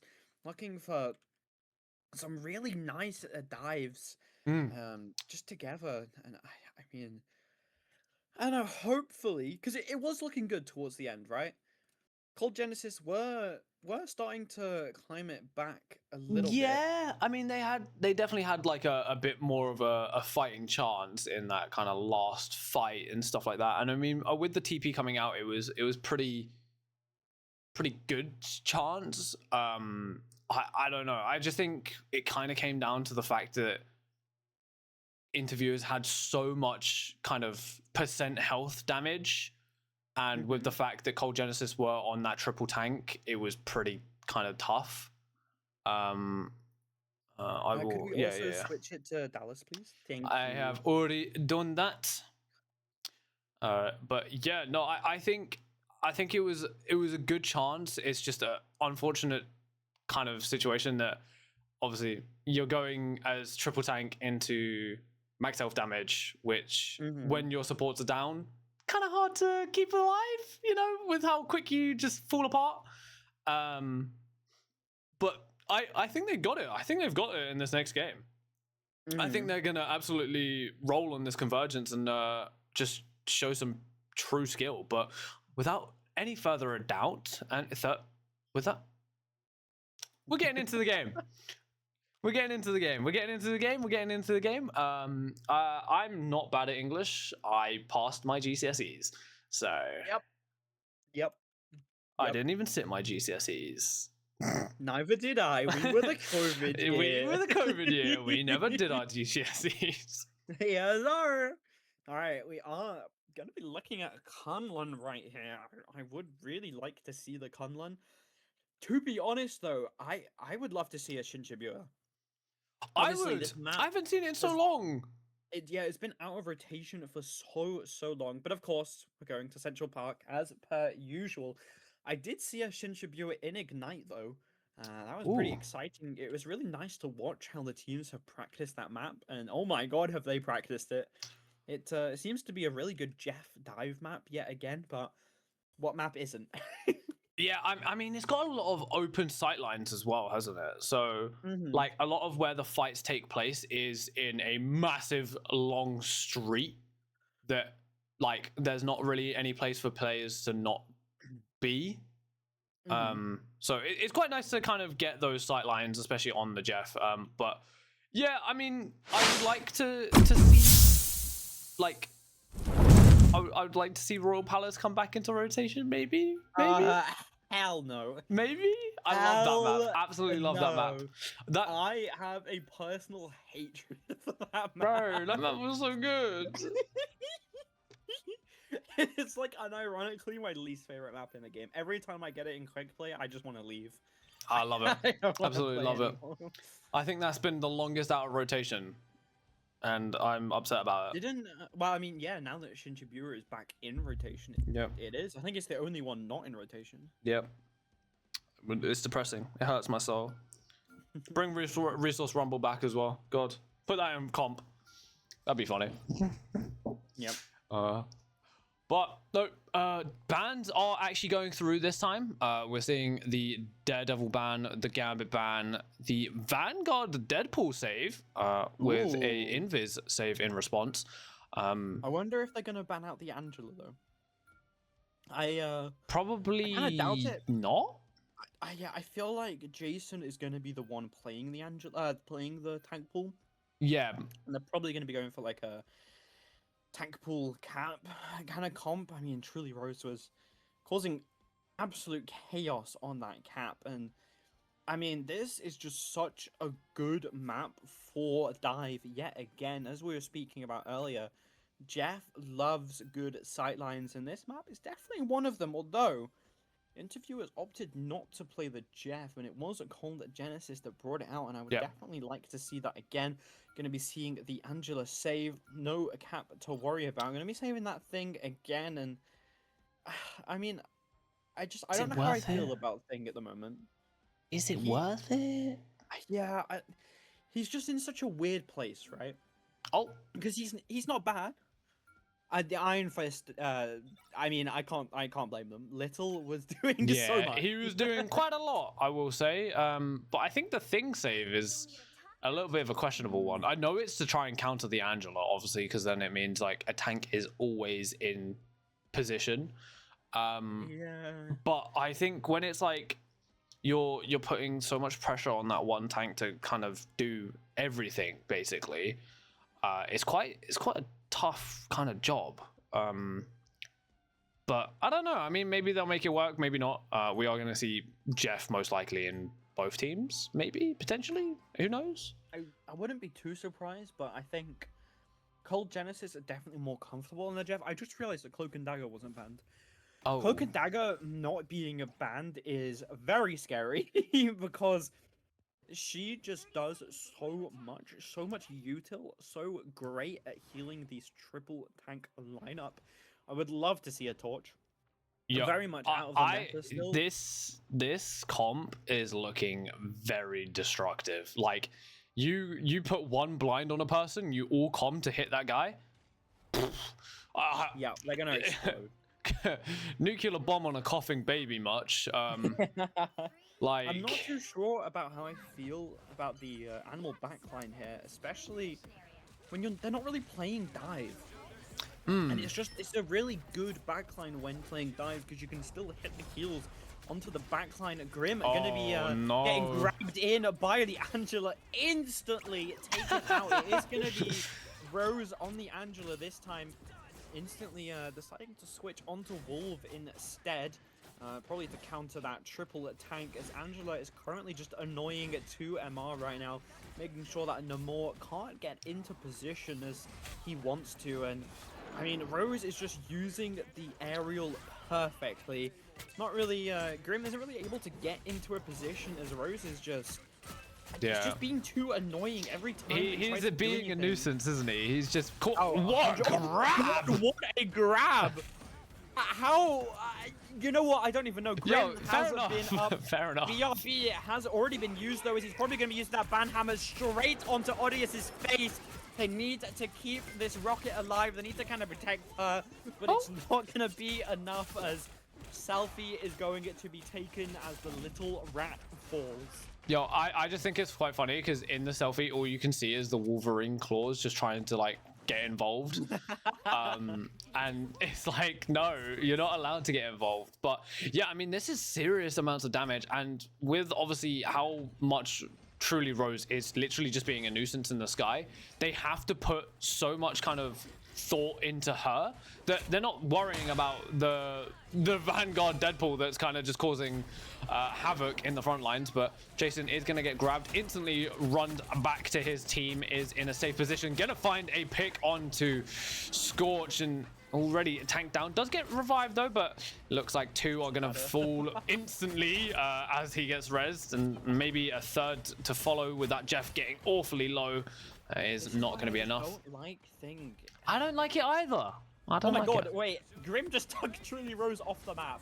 Did take themselves out as well, but that is a Angela gone from both teams. And I mean, Grim is going to be back a little bit faster. They do have a lot of ults up and available though, so I don't think they're really too worried. Clownery getting extremely low. CYA is going to be used. Eternal Bond in response, and its Jeff is going to be used as well. I don't think it's going to be able to really find anything though.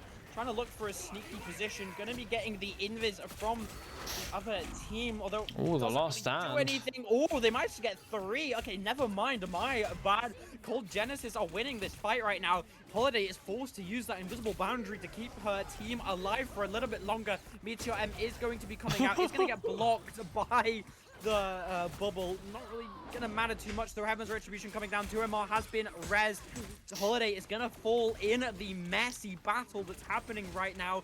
Cloak and Dagger, Mummel is still up and alive. Never mind. My bad. I cast a curse them instantly as they get taken out.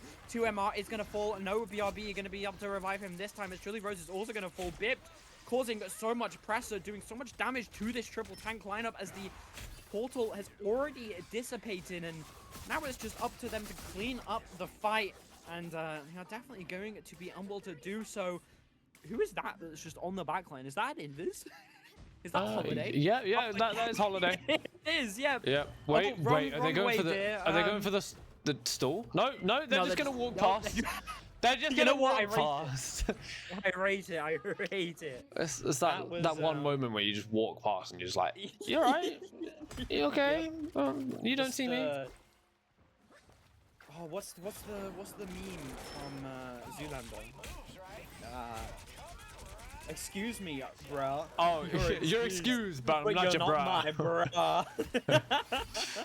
Instantly starting up another fight though. Cold Genesis getting a lot of ults up and available. I think they're looking quite good in this match, Luke. I think they are as well, but I mean, instant CYA coming out from Cold Genesis gives them a little bit of pressure. It does force this entire team back, as Scorch is going to throw out a clobbering time, is going to get... I was going to say masked, but I don't think that's the word. Oh my god. But I mean, the clobbering time with the 2MR... Faded. Yeah, faded works, but faded also just sounds wrong. I don't know. I just realized that 2MR has switched onto the tank pool. I'm not too surprised. Yo, that character is just disgusting. I'm sorry, but I've never seen a tank pool comp though. that's something that Hey, there's a first for everything, man. There's a first for There everything. is Like, indeed. They are opting to use a triple tank. oh, Galactic Legend though, gonna come out, is able to do a lot of damage, but not get a lot. Last Stand gonna get ripped, and it doesn't look like he actually got anything. As, Oh my god! oh, No! the Horn of Proteus. What the hell? Yeah, Horn of Proteus is gonna save both of the interviewer's supports who were eaten up by the Jeffrey. What an amazing Jeff. Oh, I wonder if he did the tech.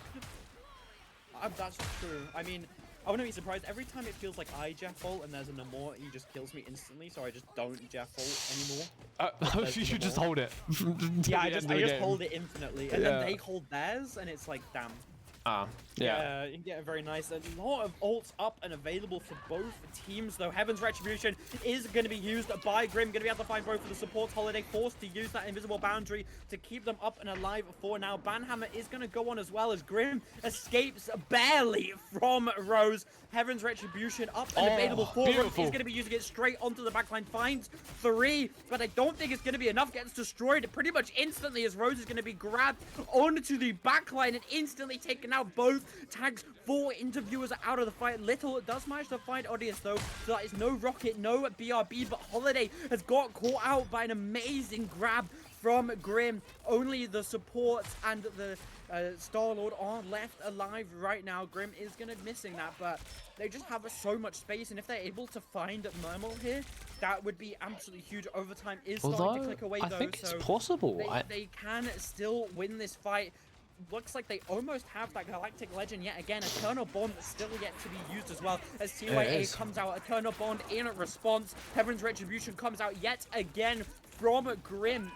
Looks like Galactic Legend is coming out as well, and that is a very dead Jeffrey. Never mind. Oh my god, Grim are going to be saving their entire team here as Odious has been taken out. The Jeffrey ult isn't going to be able to find anything other than Little, who's just going to happily use those little feet rings to keep themselves alive, and a victorious Horn to end the round. I just love the Horn. Guys, I'm ulting. Oh yeah. Didn't we do a scrim one time where we could only communicate with our ult names? And I think that was just me and you being weirdo casters. Maybe. No, there was one scrim. I think it was before you joined my team, and we had a scrim and we could only communicate saying our Horn names, not our Horn names, Horn names. saying our alt names, and the alts. Someone was on the Namor, and all you heard was just constantly. I was like, okay. But no, I think this game is going really well. I mean, for the side of Cold Genesis, they did push it a pretty far distance. I mean, they got past that first kind of initial struggle, which is this first point. They weren't able to get it to the full extent. I mean, with the ults that interviewers had stored and ready, it was a bit more of an issue for them, I guess, is the best way to say. I think just Clownery managing to build up that Galactic Legend so fast, and with them using the Jeffrey, it means that they don't have that defensive ultimate to kind of deal with it. Yeah, true. I do like that Cold Genesis have switched off the Jeff now. They are opting to use that Invisible Woman and Cloak and Dagger. Also, the tank pool still up and available, using a triple tank, and that is a very dead Rose. The Rose has withered and gone back into the ground as the 3 tanks annihilate him. And I really don't think that the Punisher Namor is going to be enough damage to take down the 3 tanks. I don't think so either, especially when Truly Rose is, I'm not going to lie, on a little bit of an inting path. There's a little bit of a throwing going on there, but we're now seeing why they saved thing. Yeah, I mean, he's clearly showed the true kind of power of it, but there's that kind of blind coming in is going to do a lot of damage. Well, it's going to help give a lot of damage, but it's not going to be enough, and they still need to kind of push through. We are going to see the switch onto the Emma from Truly Rose. Yo, you need to chill out. Like, you actually need to calm down. Like, you're going in way too much. Just tag players and their W keys, or well, forward stick in this case. I was gonna say, but it looks like 2MR is gonna go for that. Does not find much with it. However, Jason is gonna get a response. Is gonna respond with his own. Is also unable to find anything, but it looks like Clownery is gonna win the 1v1 against Bipt. And now Odysseus with the Eternal Bond. Oh my God, Rose, not again. Rose, yo, chill out. Does take Grim out though, to be fair. Grim falls within the chaos.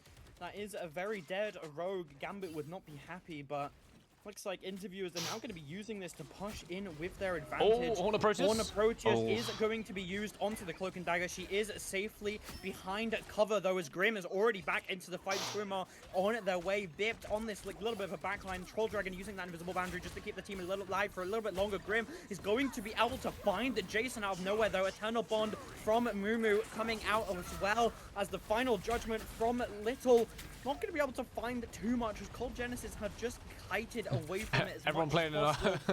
Yeah, they're playing hide and seek here, giving them the points, but Moomal finds 2 on the Cloak and Dagger, and it's kind of unfortunate that they're not going to be able to God. Clobbering Time is going to come out. Portal, but they jump through it. Oh my God, what a blunder as Little finds the final 2 picks. Yo, that actually might be the most amazing thing ever. Going to, he's coming. He's like, yo, I got this. I'm stalling. I'm just clobbering time. Oh, I'm through a portal. Oh, okay. No. We've seen 9 because I'm through a portal. Oh, okay, cool, great. It looks like they're going to be switching up the comp a little bit here. Going off of the Thing and onto the Magneto, as Angela is no longer being played, as we can see that Rose has switched onto the Emma. Yeah. Rose Emma is okay, but he's still very aggressive for no reason. Oh, the grab onto the Rogue, though, is going to cause a little bit of an issue. Are we going to see an early Psionic Seduction? I don't think we are, but I mean both mic bubbles are out. I was going to say, he's used like all of his util. He's used all his shield and both mag bubble. Look, shield's out again. I would just rip it and go, or not. You know, just wait. Let Jason go into the backline and do what he can and get bipped. Anyway, but Eternal Bond coming out from the side of Cold Genesis. Are we going to see anything in response? It does not look like it. I think they're just going to keep to playing this neutral, try and stall it out. Another grab from Rose, and there's the Psionic Seduction with that. The Conchu, is it a perfect pair? It does look like it's going to find one, but another one is going to be full, and now Heartbreaker able to try and grab as many ults as possible. A little bit of a flyby by Little there, but I don't think it was going to be enough. And it's basically all up to Grim. There's so many weird things going on in this game that I'm actually just confused. You just see a little flyby. No TP is up and available, unfortunately. Oh my God, wait, that was going to be a massive last stand, by the way. That was going to be an amazing huge. last stand. But it looks like interviewers are going to be walking away with the 2-0. Series again, yeah, 2. Oh, it was pretty close though, I will say.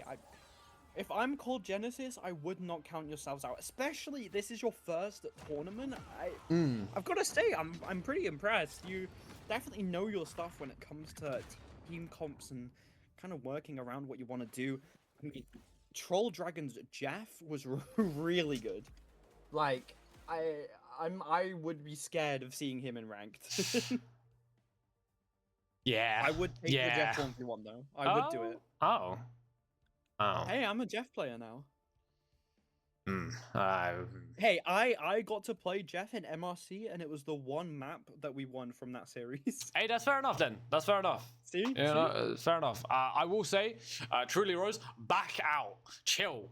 It's not that deep. It's not that deep. Take your finger off the left trigger. You do not need to keep going in. You do not need to keep going in. I that's the support from interviewers are absolutely terrifying. Yeah, they're like, yo, I can't see you. Rose, please. And he's like, what do you mean? What do you mean? I'm visible. What do you mean? I'm right here. I'm right in front of you. What do you mean right here? You got 7 people holding you. But yeah, no, amazing performance from interviewers. They will be progressing on and facing, if I'm not wrong, guys, I'm good at this. I really am good at this. Kitching Magicians. There we go. But up next will be Cold Paragon versus Crimson Hawks. So that's going to be a good little match. And then obviously our final match of the day will be the winners of Equinox Gaming versus Steigen Bond against GG No LARP. So Oh, it feels like the day is going so fast already. yeah, it's been pretty good. Oh, Yeah, apparently I'm kind of sad, honestly. yeah. And now I don't know if we're getting word from something. Is it? I don't know actually, to be honest. Well, we have a 10-minute break, so we could, but it's up to could. everyone. By that You know I mean what? it's up to you. Let's let chat. Let's let chat decide. Oh, okay, Chat, okay. do we do a $10 giveaway right now? Give me a yes in chat if that's what you want. Wait, I can start a prediction. I can start a prediction. We can do a quick prediction. Guys, I'm abusing this. I'm abusing. Do you want give away? Okay. Yes. No. And you have a minute to submit. I feel like that's too long, actually. Maybe. It's too long. Sorry, guys. Yeah, they should be playing. Steigen should be playing right now. They should. I think they're off. They are being reffed. Yes. Yeah, they're offline. They are being reffed. So the next match that will be seen by us is what I stated earlier. If I can remember, I would tell you. But if I can't, I won't. It's Cold Paragon versus Crimson Hawks. There you go. So yeah, do stay around for that. I am just sorting out some stuff while we wait for the predictions. It looks like we are getting some predictions in. It looks like quite a few people are saying yes. We're getting off stream. Okay, yes. We will update you on scores on who wins and who doesn't. Obviously, so that you guys aren't left in the dark. Yeah, you know, sometimes English hard language. Sometimes. But does look like the votes are in, and we are going to A riddle. a riddle. Is it time Giveaway for time. A giveaway. Need money to buy League of Legends skins. You know That's what? valid. That's That's valid. based. That's I do, valid. I do the same. Now that you don't get any Twitch Prime currency, it's a little bit upset. Okay, let me decide which one I like. Okay. I gotta remember how to speak, how to think. No, both actually. To be honest, I wouldn't be surprised. Okay, ding ding ding ding ding ding ding ding ding. It is riddle time. Everybody ready? $10 on the line. First person to guess my riddle will win. So get ready to type your answers into chat. This is going to be a character from Marvel Rivals, from the Marvel Rivals universe, just to give you a little bit of a hint. But without further ado, here we go. I fracture worlds without a sound. A spark unseen can shake the ground. Logic guides my silent war, yet mercy hides behind no door. Who am I? Yeah, obviously it has been put in chat. We can also pin that for. To be honest, yeah, we'll pin it. Okay, all right.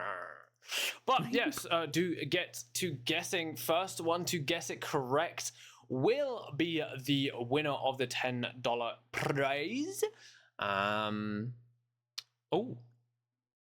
Nope, it is not Storm. Nope, it is not Hulk. It is Ultron Exo 06. Wow, good job. Let's go you Exo. Have won our first riddle. Extremely fast answers. That's what we like to see. Do enjoy that $10 dues. Yes. And while that gets to you guys, we will be going to a 5-minute break.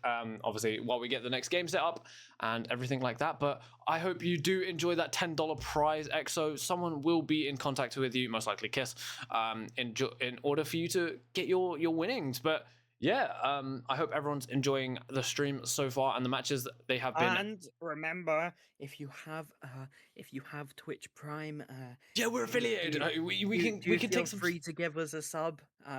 All of the money from subs goes towards casters, so you're basically just funding me and Baseline.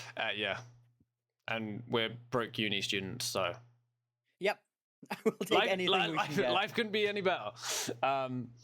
But yeah, no, we will see you guys very, very soon we're in 5 minutes for our next game. So do stay tuned. And yeah, goodbye. Bye bye. Hey, you. Yes, you.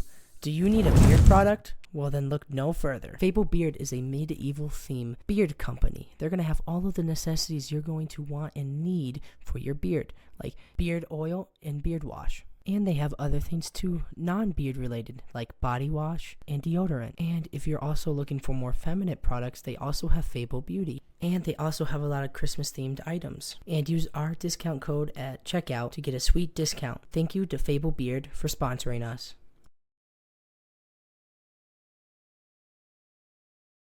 Welcome to Bad Game Store. How may I help you? Hello, sir. Can I get the new Call of Duty? That'll be $267. That price, huh? Game Evo is the best place to get games for a great discount. Indie games or mainstream games, you can get them for a great and massive discount. For instance, look at Arc Raiders. And if you're not looking into buying any new video games, we also have discounts on gift cards and in-game currencies. And if you want even more massive savings, use our discount code. And thank you to Game Evo for sponsoring us. Well, hello there, Average Joe. Are you tired of having bad logos in design and you would like to get some done by professionals that do designs like these? If so, head on over to ink3d.com where you can choose from their products that they sell. From light boxes to keychains and even gift cards. They also sell merch. And if you like saving money, like I do, go ahead and use Championships League's discount code. Ink3D is approved by Tiny. And so long, Average Joe. I'll see you next time. Did you know playing video games with your regular old-fashioned chair could lead to low scores, back pain, and even sometimes this?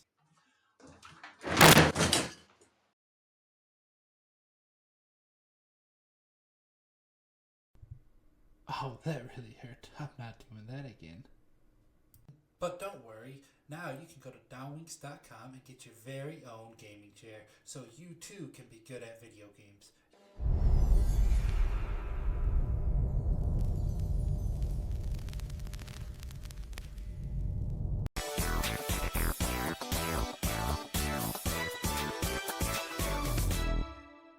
Ladies and gentlemen, my name is Xavier Hawkins here as I'm here live at a party in the background. I am your mental health coach, Xavier Hawkins from the Arrow University, here to get lit as yeah, hold off the drink for me. I'll get later. I'm gonna interview, man. Come on. I'm sorry about the background. The ladies want me because I'm the #1 carry. So let me tell you a little bit about myself. I'm, like I said before, I'm a mental health coach from Arrows. I want to go over a quick disclaimer, which is I am not licensed. I am just a mental health coach, not a mental health licensed counselor. So I cannot do typical counselor things like prescribe medications, because that's not what a counselor does to begin with. That's a psychiatrist, and that's not what I am. I don't do proper diagnosis. I cannot give you a treatment plan and any other aspects that a licensed mental health counselor can do, which I cannot. But besides that, I am your mental health coach from Arrows, and I hope you enjoy the show. So how you doing, guys? So we're gonna go over what ego is from a fundamental standpoint. So according to the dictionary, ego is defined as the opinion that you have of yourself and your sense of your amount of importance. So in other words, it's what you think of yourself versus what everyone else thinks of yourself, in layman's terms. So there is a huge difference between being confident and being egotistical.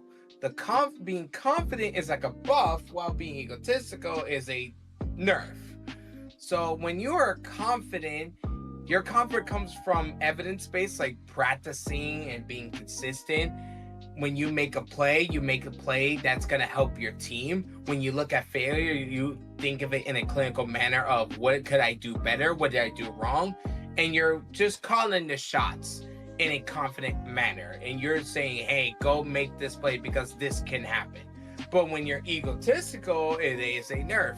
For starters, you're not even helping your team. You're helping only yourself and nobody else. So you're doing it for your own validation, not for the team. Then the next thing is the classic, I am better than everyone in the lobby.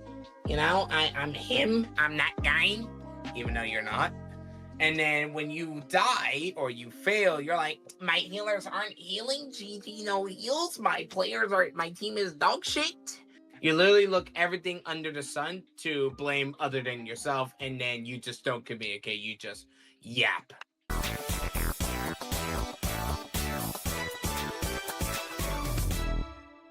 Ladies and gentlemen, my name is Xavier Hawkins here, as I'm here live at a party in the background. I am your mental health coach, Xavier Hawkins from the Arrow University, here to get lit. As yeah, hold off the drink for me. I'll get it later. I'm in interview, man. Come on. Sorry about the background. The ladies want me because I'm the #1 carry. So let me tell you a little bit about myself. I'm, like I said before, I'm a mental health coach from Arrows. I want to go over a quick disclaimer, which is I am not licensed. I am just a mental health coach, not a mental health licensed counselor. So I cannot do typical counselor things like prescribe medications, because that's not what a counselor does to begin with. That's a psychiatrist, and that's not what I am. I don't do proper diagnosis. I cannot give you a treatment plan and any other aspects that a licensed mental health counselor can do, which I cannot.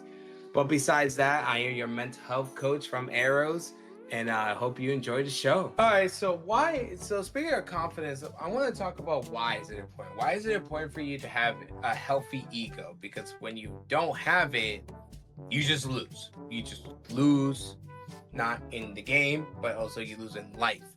You won't be able to execute your... See, that's what happens when you don't have confidence. You lose your mouth also. You lose your mouth also. See, that's what it looks like when you don't have confidence, when you just don't know how to speak. But because I do have confidence, I'm going to show you what that looks like when you do have confidence. So like I was saying before, right? You lose out on the chance for you to accomplish your goals. You lose out on, especially if you're in an esports environment, you lose out on a chance of winning your games. Your ego is this difference between what you can do and what you cannot do as a player. And also, as well as if you in a team-based game like Marvel Rivals or Overwatch, and you have a tank that doesn't want to make space, then that doesn't leave your team any room, and you're gonna feel constant pressure. And speaking of pressure, when you're not confident, so you don't create pressure, you don't create that respect that you want the enemy team to give you respect. Because in other words, they're gonna think you're dog shit.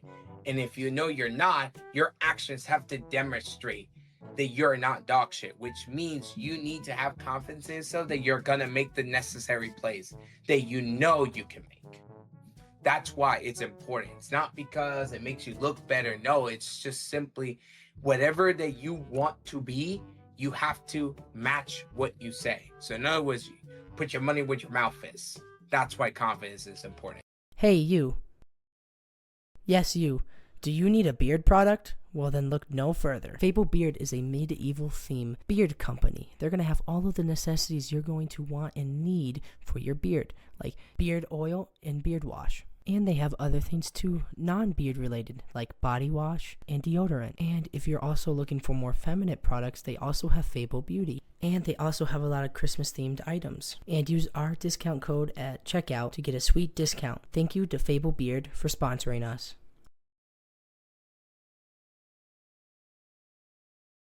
Welcome to Bad Game Store. How may I help you? Hello, sir. Can I get the new Call of Duty? That'll be $267. That price, huh? Game Evo is the best place to get games for a great discount. Indie games or mainstream games, you can get them for a great and massive discount. For instance, look at Arc Raiders. And if you're not looking into buying any new video games, we also have discounts on gift cards and in-game currencies. And if you want even more massive savings, use our discount code. And thank you to Game Evo for sponsoring us. Well, hello there, Average Joe. Are you tired of having bad logos in design and you would like to get some done by professionals that do designs like these? If so, head on over to ink3d.com where you can choose from their products that they sell. From light boxes to keychains and even gift cards. They also sell merch. And if you like saving money, like I do, go ahead and use Championships League's discount code. Ink3D is approved by Tiny. And so long, Average Joe. I'll see you next time. Did you know playing video games with your regular old-fashioned chair could lead to low scores, back pain, and even sometimes this?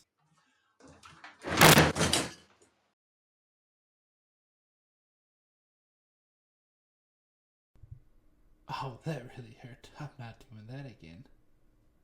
But don't worry, now you can go to downwinks.com and get your very own gaming chair so you too can be good at video games.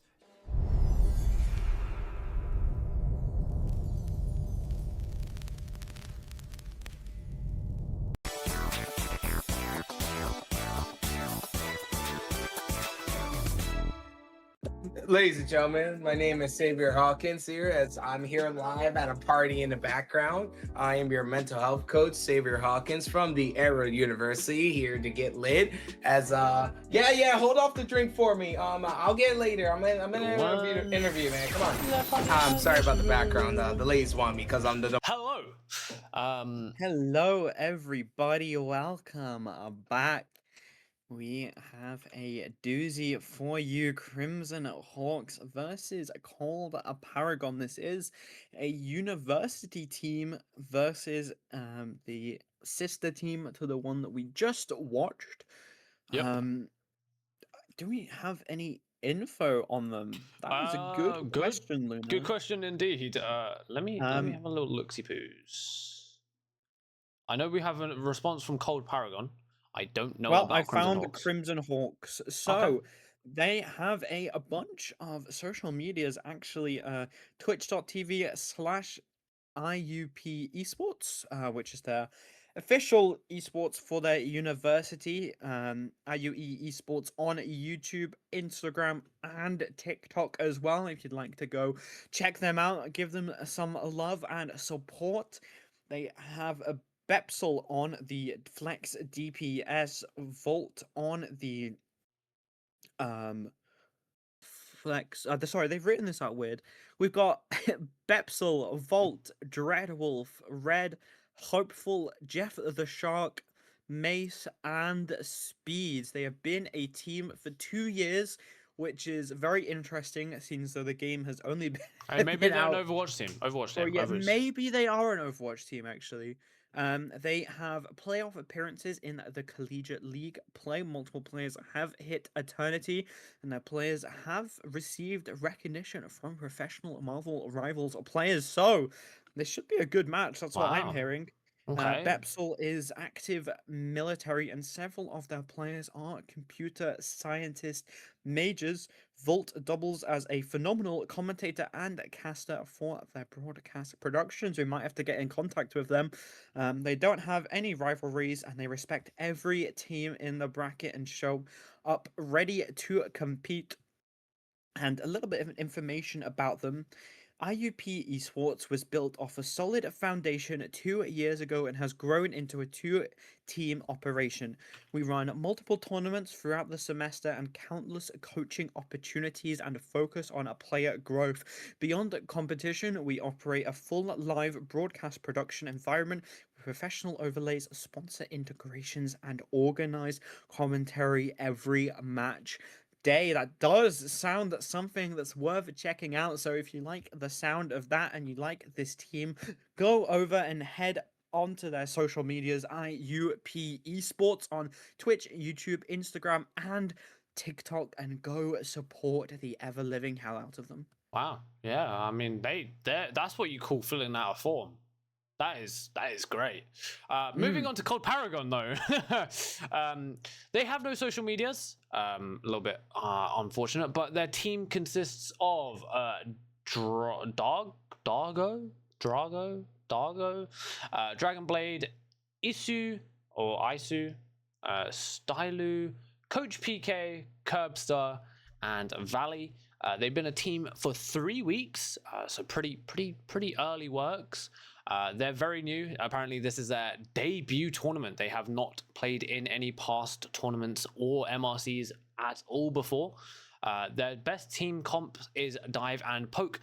Specific player information is Dragonblade used to play under a partnered org with CL Empire. Oh, okay. Oh, nice. Isu is the founder of the org, but subbing for DPS players that can't attend past first day, if that isn't a problem.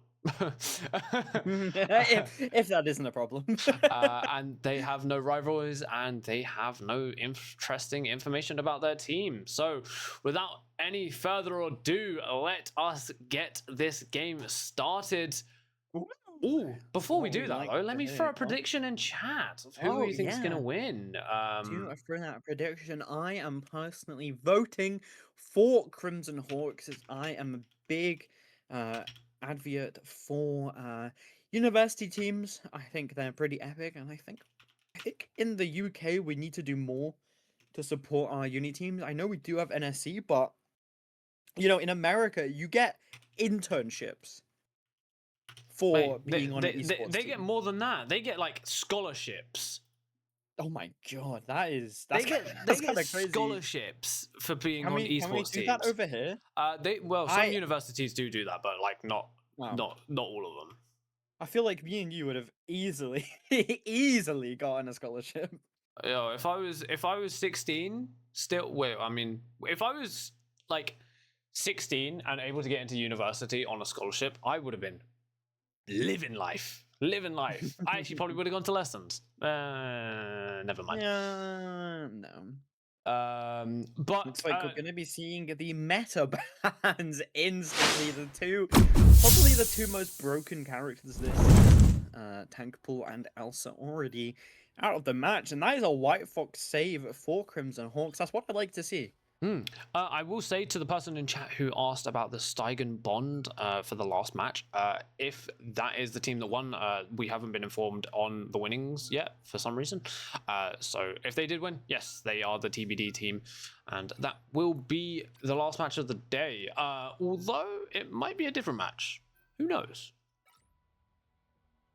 I know. Sorry, I'm putting some money into Crimson Hawks. I want to even it out a little bit. Oh, really? Okay. There you go. I put 50 into Crimson Hawks. It's now 50-50. I actually can't bet because I have unlimited amounts. So wait, can't you bet on your I have 0. Oh, unlucky! You I have should two, be watching and supporting. two sides of the spectrum. I can't win. But a magic save coming out from Cold Paragon. Maybe they are just the GOAT of Magic.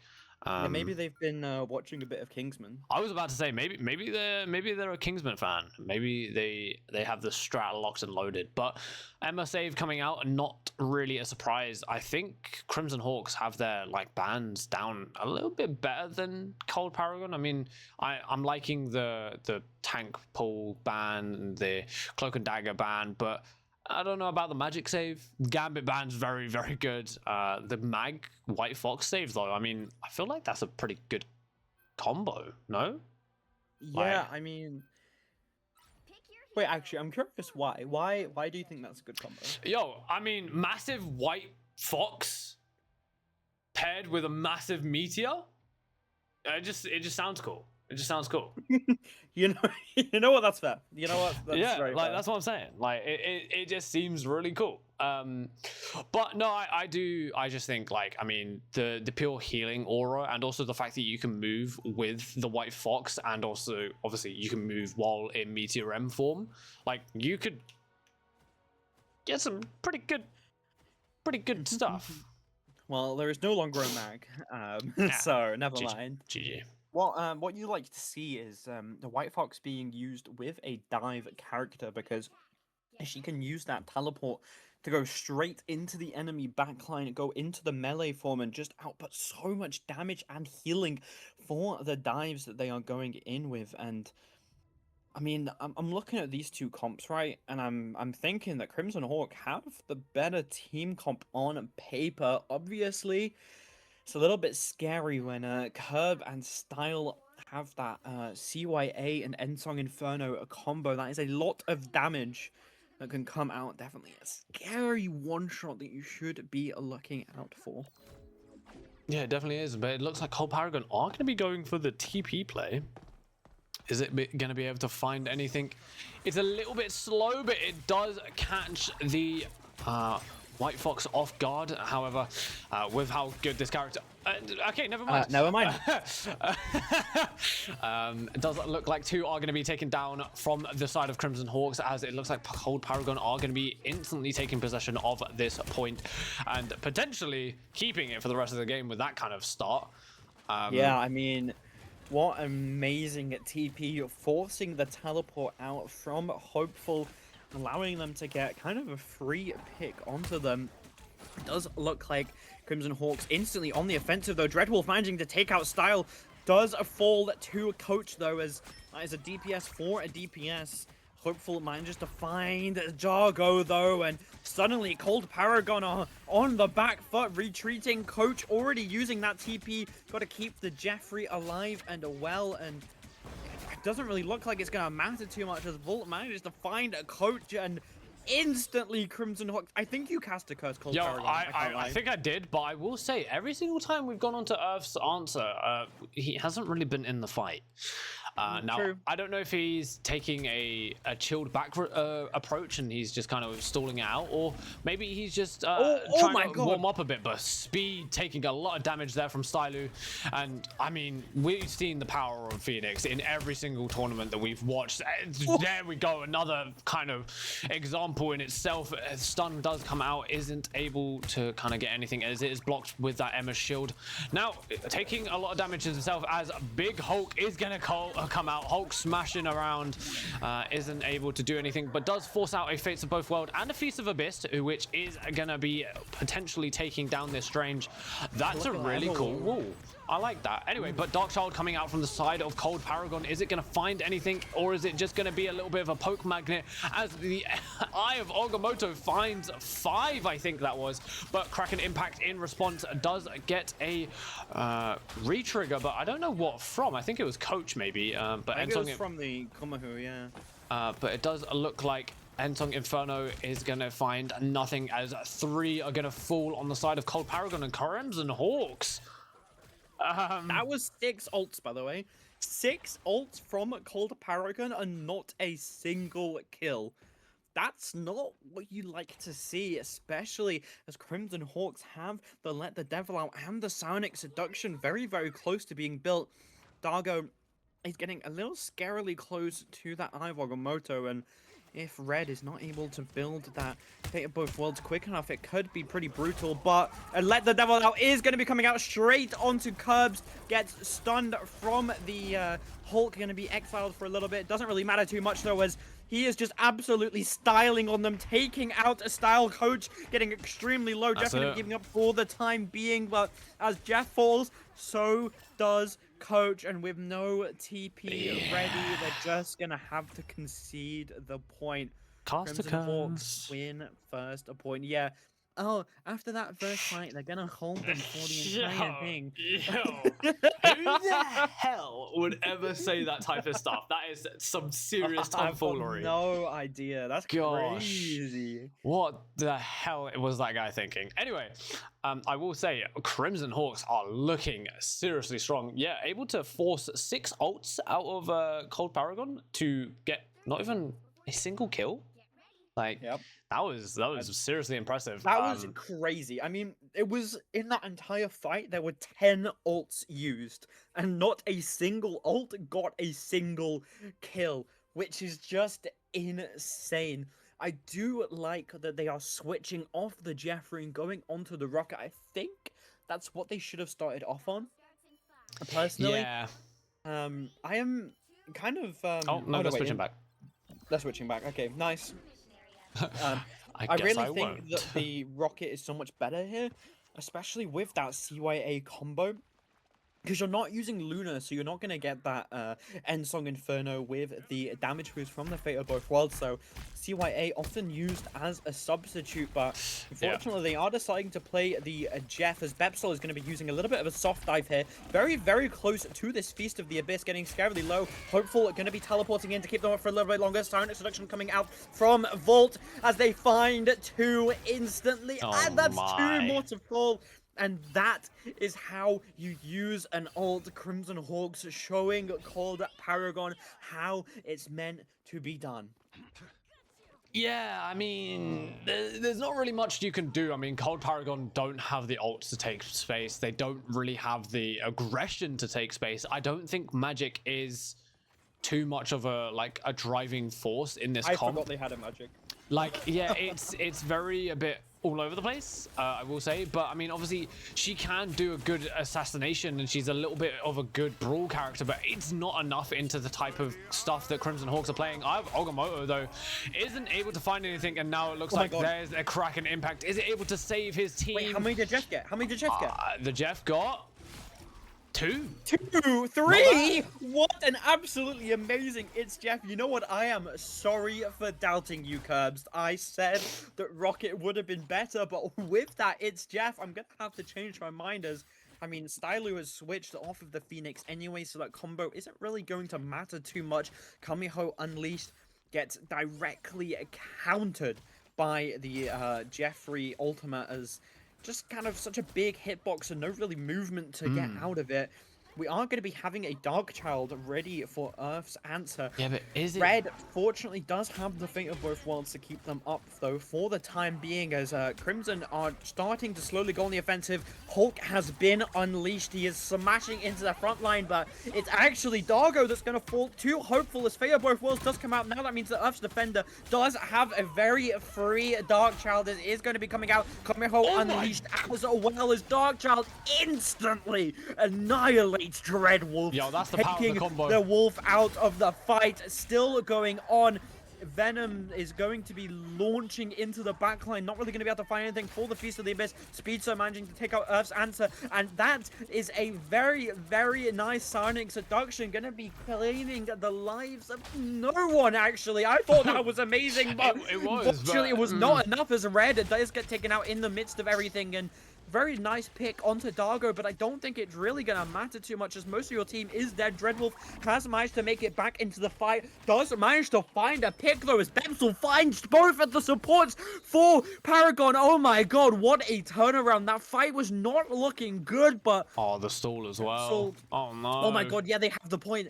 They have the point. No. Oh, that poor dragon. I will say the combo from Earth's answer, the hold right click, instant E into the Daredevil ult was beautiful. It was I know, well, let's just say it definitely wasn't like meant for him. It was definitely meant for the Luna that was behind him. But you know, it tends to happen. But it looks like the get down, Mr. President. Yeah, I was about to say the Kiriko ult, by the way. I don't even play Overwatch. Wait, that is a 2 for the It's Jeff.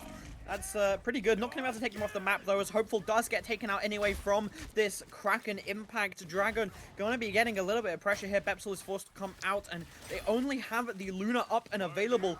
Oz very, very close. Eye of Okamoto is going to be stopped by... oh my god, Speedster. What a beautiful hug. TP is going to be coming through from Dreadwolf as they want to just win this point right here, right now. Is going to get taken out, though. Maybe a little bit of a preemptive TP as... I mean, it was a bit aggressive. Crimson Hawks do have this Fate of Both Worlds, which they are going to instantly use. 2 have already fallen, though. They do use the Komoho Unleashed coach, going to be keeping his team alive for the time being. Most of the members are still alive for Cold Paragon as Darkchild is going to be released. No ult to protect them as she is going to rain terror. Eye of Okamoto does manage to find one as Earth's Answer finds Hopeful, who has just gotten back to the fight. The poor white fox is no more, as Cold Paragon are going to be They're gonna have able enough to time. tap the point back. I don't know, and quite frankly, I don't care because this has been the closest series all day. Yeah, it actually has. hyped. But I don't know if they'll have enough. I mean, well, with that kind of movement, I think they might have enough time. But yeah, obviously, Bepsil now looking to go on the aggressive with the assist of Dreadwolf, sorry, and Hopeful. I mean, they were instantly able to take down a support. That puts them in a good position, but unable to do anything. And now Speedster with the 2 from the Kraken Impact. Is it gonna find any more with the help of the Psionic Seduction? It does look like it's stalling out the Strange, and it looks like after all of that, Crimson Hawks are just gonna walk away with the end. Yeah, I thought Coach is switching onto the Strange. Hold on. It does look like Curbs is going to go for the touch, but it's not enough as the portal does not come through. Was that a Spider-Man that was about to stop it anyway? Yeah, I think so. I saw the web tracer on him. What a map though. What an insane map. Crimson Hawks are putting on an absolute show for us. That Kraken impact from Speedster right at the end with Volt Sonic Seduction was just too much for Cold Paragon to handle, but it is their map pick now. So... Yeah, but that tends to not be the best of situations. I mean, I don't know. They could take us to a map that they are well practiced on, but as we saw from our previous 2 matches, they don't really matter that much. Yeah, that's a good question. That's a good question, but it's really tough to say on watching like one game and then watching the next, like on who can really walk away with that type of win. But yeah, I mean, that final point was kind of anyone's game. It really did just come down to who had enough ults, and well, Crimson Hawks did. They had the Psionic Seduction, they had the what's it called, the Kraken Impact, and yeah, it was just beautiful, bloody beautiful. But yeah, it does look like we're having a quick 5-minute break. Well, not us. We like to talk. Yeah, we can yap about the team. Yeah, they need a 5-minute break. Apparently, one of them is absolutely busting, which is more than fine. But and can we talk about how close that match was? Such amazing plays from both teams. Hopeful really showing off what White Fox can do, what she is good at, because those TPs into the backline with that Venom and with the Bepsil and Dreadwolf dive is just absolutely terrifying, instantly annihilating Curbs on the Jeff, and I mean, it was just so good. I did really like Stylu's switch on to the Bucky, and to be honest with you, although Earth's answer wasn't able to get too much value on the magic during the first point, the second point was a completely different story. I think he used the first point to kind of like warm up and gauge how to take the fights. And then going into that second point, it was a completely different game from what we were seeing in the first one. Like the first one, he looked kind of scared to fight and to go in, whereas the second one, he was in there. He didn't care. He was just wanting to fight as much as possible and do as much as possible. But yeah, it definitely a big change up. I do respect the sticking with magic the entire game, like no switch up, no nothing. It was not. I'm confident on this character. I'm gonna play this character. I mean, he knows what he's good at, and he's definitely been using those Dark Childs extremely well. Yeah, I mean, we saw the combo, the instant one-shot combo onto the Daredevil. Maybe not the right person, but it was definitely a one-shot. Yeah, while we are waiting for these 2 teams to go up, if you do enjoy our casting, feel free to support us by dropping a sub. All of the funds go towards the casters, so it would be greatly appreciated. But do you Do you have hope? Do you have copium for Cold Paragon to turn this around to take Hey. us to the first map 3 of the day? I think we always have to have copium and some hope.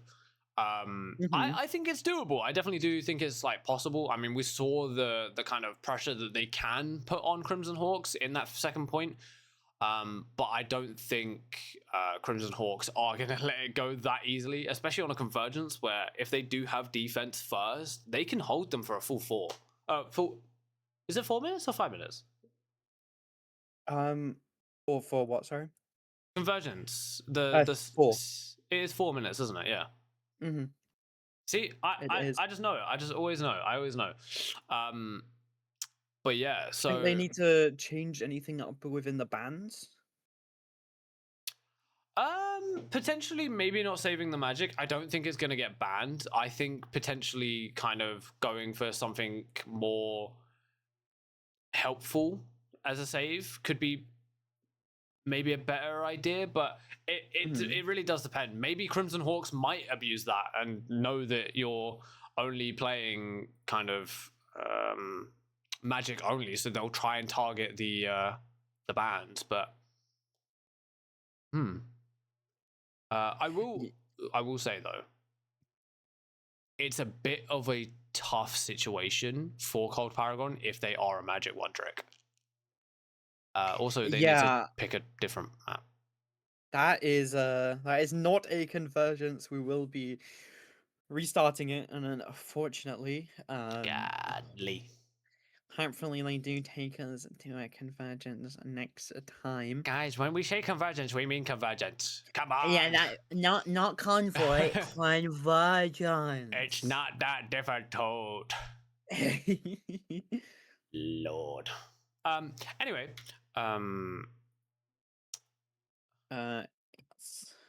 yes. I will say, I think within the next, between this tournament and the next tournament, we'll probably have some more stuff on our Twitch page. You know how like most streamers have like the about us down the bottom section. We'll probably have that. There might also be like a donation link if people really do want to support us even more. So that we get basically all of the funding and Twitch doesn't take all of it. Because Twitch are absolutely goats. I mean, they are goats. They've built an absolutely amazing platform, and we're glad to be streaming on it. But hopefully they pick. Hopefully we can get some dual streaming soon as well. Yes. Once we figure out how or more what we should stream on, maybe we stream on Kick. You know, like I know that's a good avenue, but Kick? Hey, I used to be a Kick streamer. We're not doing crimes here. We're doing esports. Yeah, esports is good on all platforms and areas and stuff like that. Yeah, but Kick is are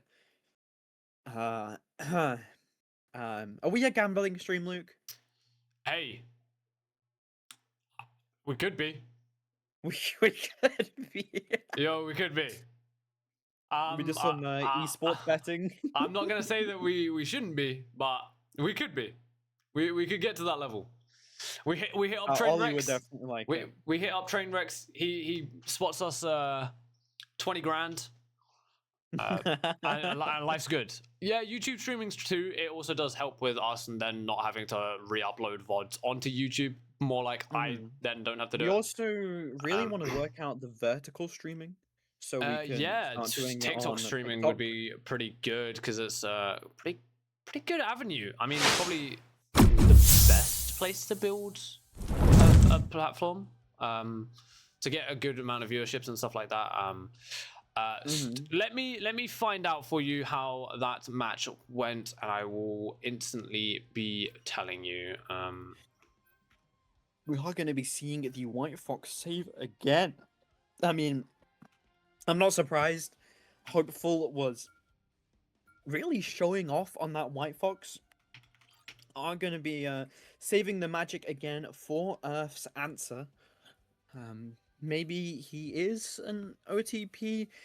I don't really like magic on this map. I don't really think it's too great for her.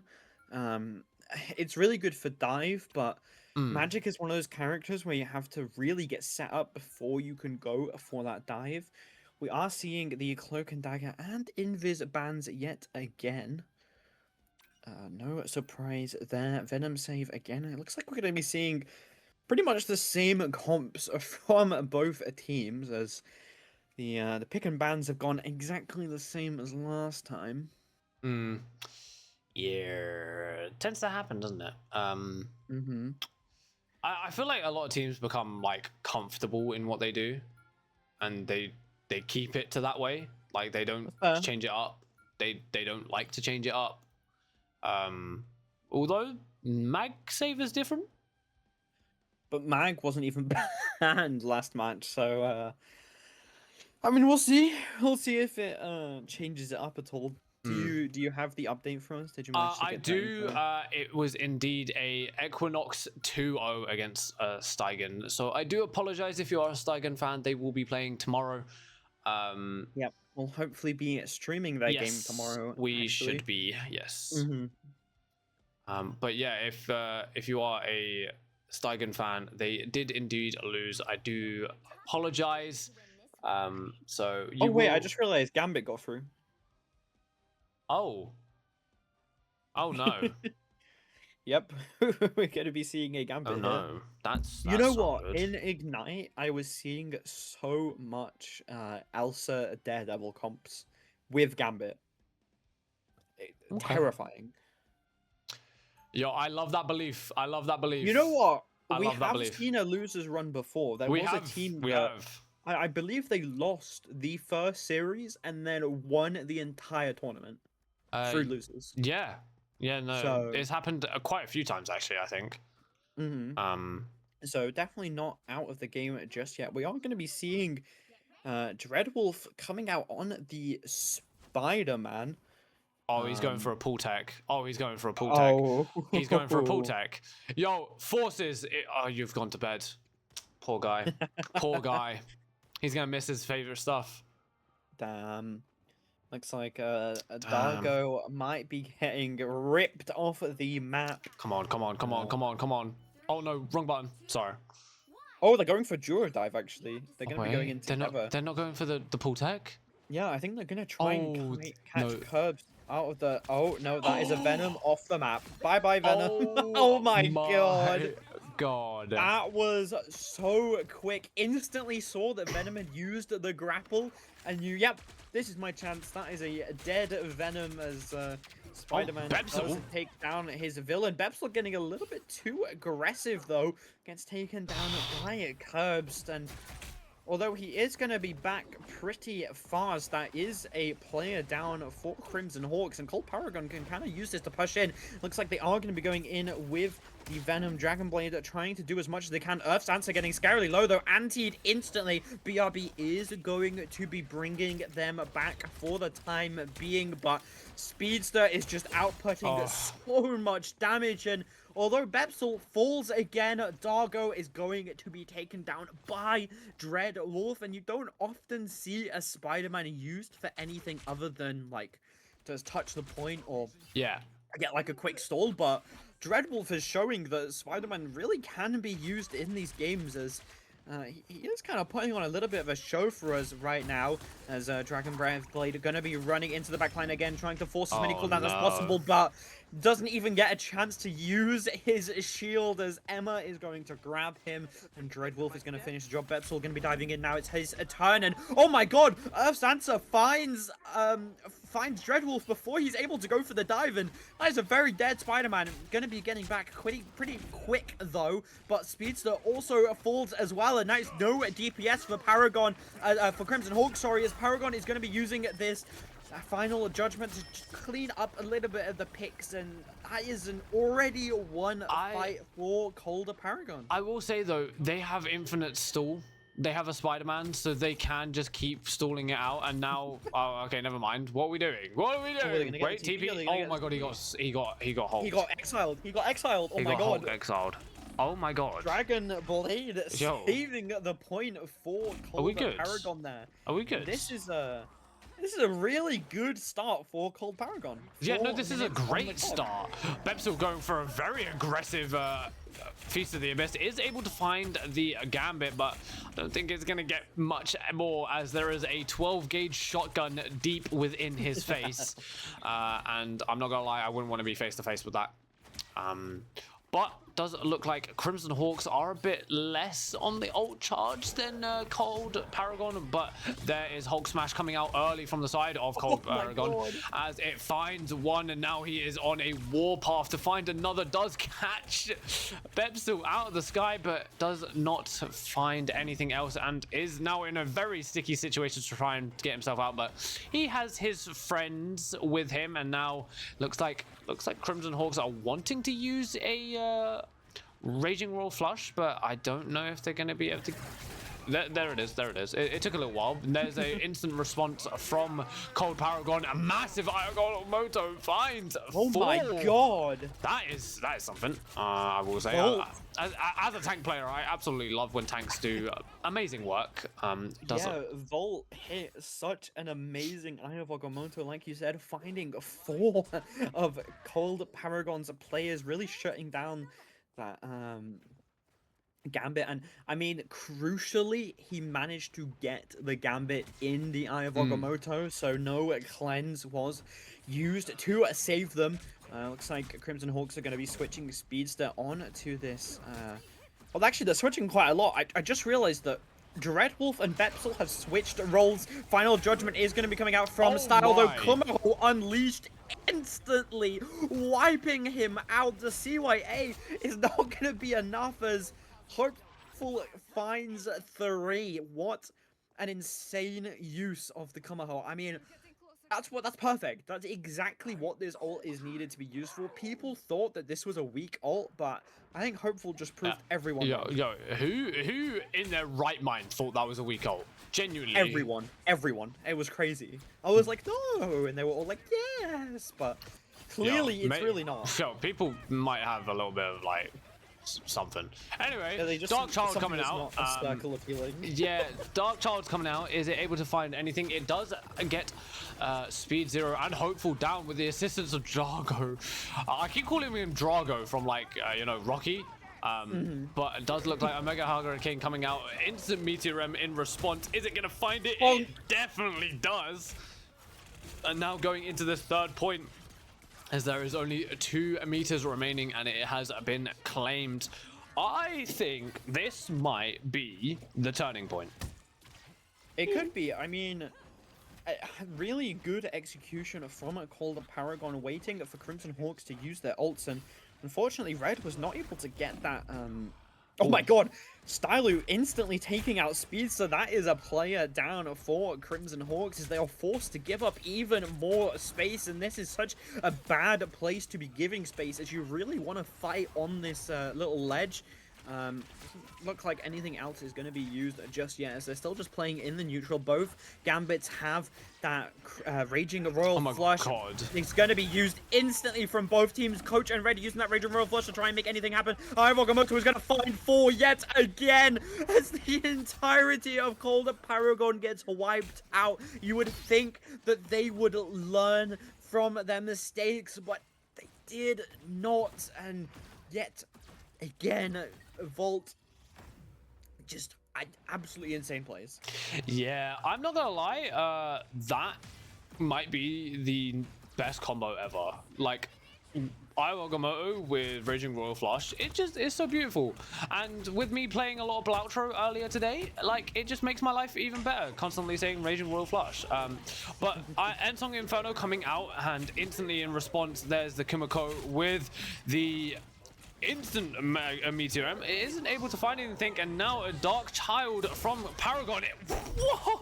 Oh my god, I've never seen a Strange get decimated so quickly in my life, as it finds one, is able to find a second. Oh, he is good at this character. Able to find 3 from that one Dark Child with the assistance of Dragon Blades, Hulk Smash. They did use 4 ults there.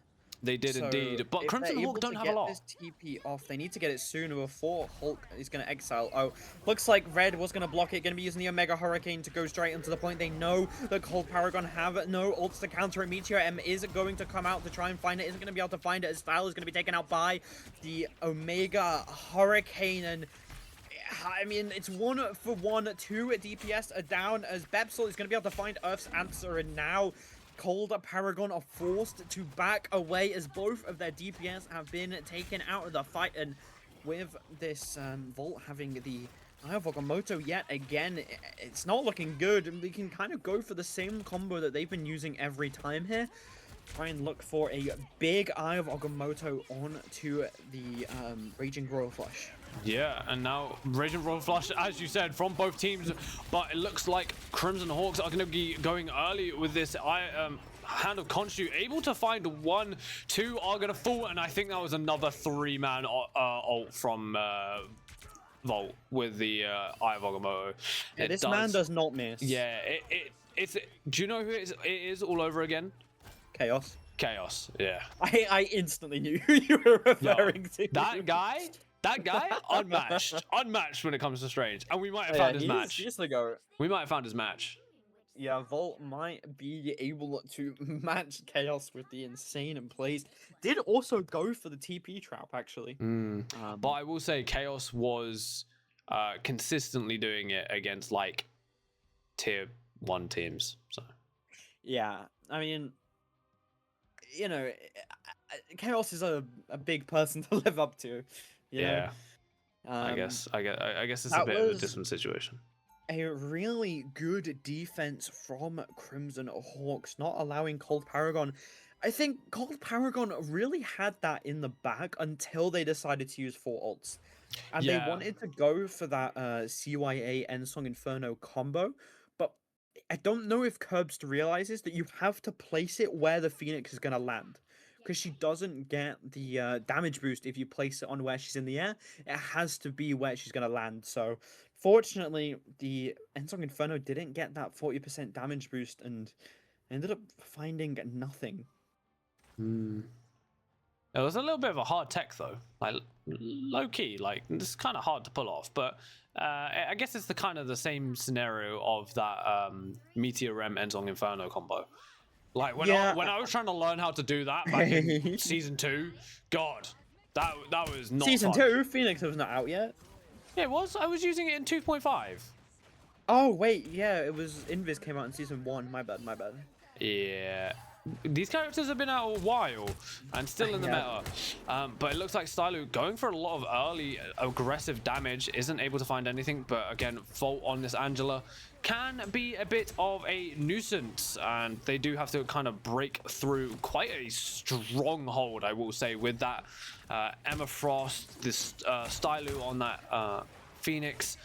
I don't really know about the Dark Child, but you know, It's a cool skin. It's a cool skin.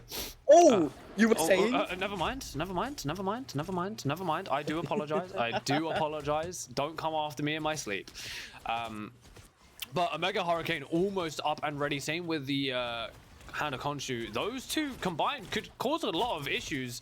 You force them into one area with the Omega Hurricane and then instantly Hand of Khonshu that area. It's quite fun. But it comes early. Instant CYA to try and break it. It doesn't look like it's going to go down. He's going to find 2, maybe 3, maybe 4. It looks like 5 are going to be falling, and now it's up to Gambit and Magic to keep it alive. Never mind. You can't see me right now, but my jaw is to the floor. I really thought Stylu. Paragon would be able to defend that Omega Hurricane. Stylu is going to be TPing in. Hand of Khonshu instantly in front of the TP. Are able to get away fast enough, though. Drago getting extremely low. Dragon Blade is going to be taken out, but not before finding Red, as Komaho Unleashed is going to be countering that CYA, as this Rocket is in a very scary position. Kabsa needs to get out as fast as possible. Meteor M is going to be able to counter that ult, but she just gets back to full health, and I don't think it really matters that much, as Coach is going to be caught out. It's Dreadwolf this time on the Strange.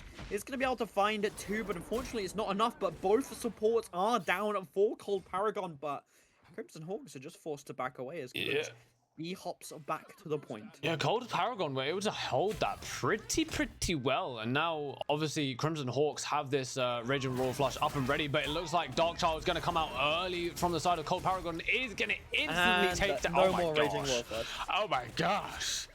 I think that was a 4-man Eye of Agamotto, and the Darkchild just instantly shut down the Raging Royal Flush. Oh my But god! again, Oh my they god! used 3 ults for 1. Yeah, So- you're right. You're right. I think, honestly, you just needed to trust Earth's answer there to get that one shot onto the Gambit. And Yeah, I and mean, play get off that it. one shot he did, and I mean, you just don't really need to worry too much, because if that Gambit is dead, Heaven's Retribution going to be coming out from Vault, though Earth's answer getting 1v1 by Bepsel as Dragonblade going to be using the Sonic Seduction to try and stall a little bit for that Heaven's Retribution to run out, and the Conchu is going to be coming down onto the point, unable to really find anything. Coach going to be taken out by that Onk, though, as Dargren is sooner to follow. Hand of Conchu or not, this man is just scary in general.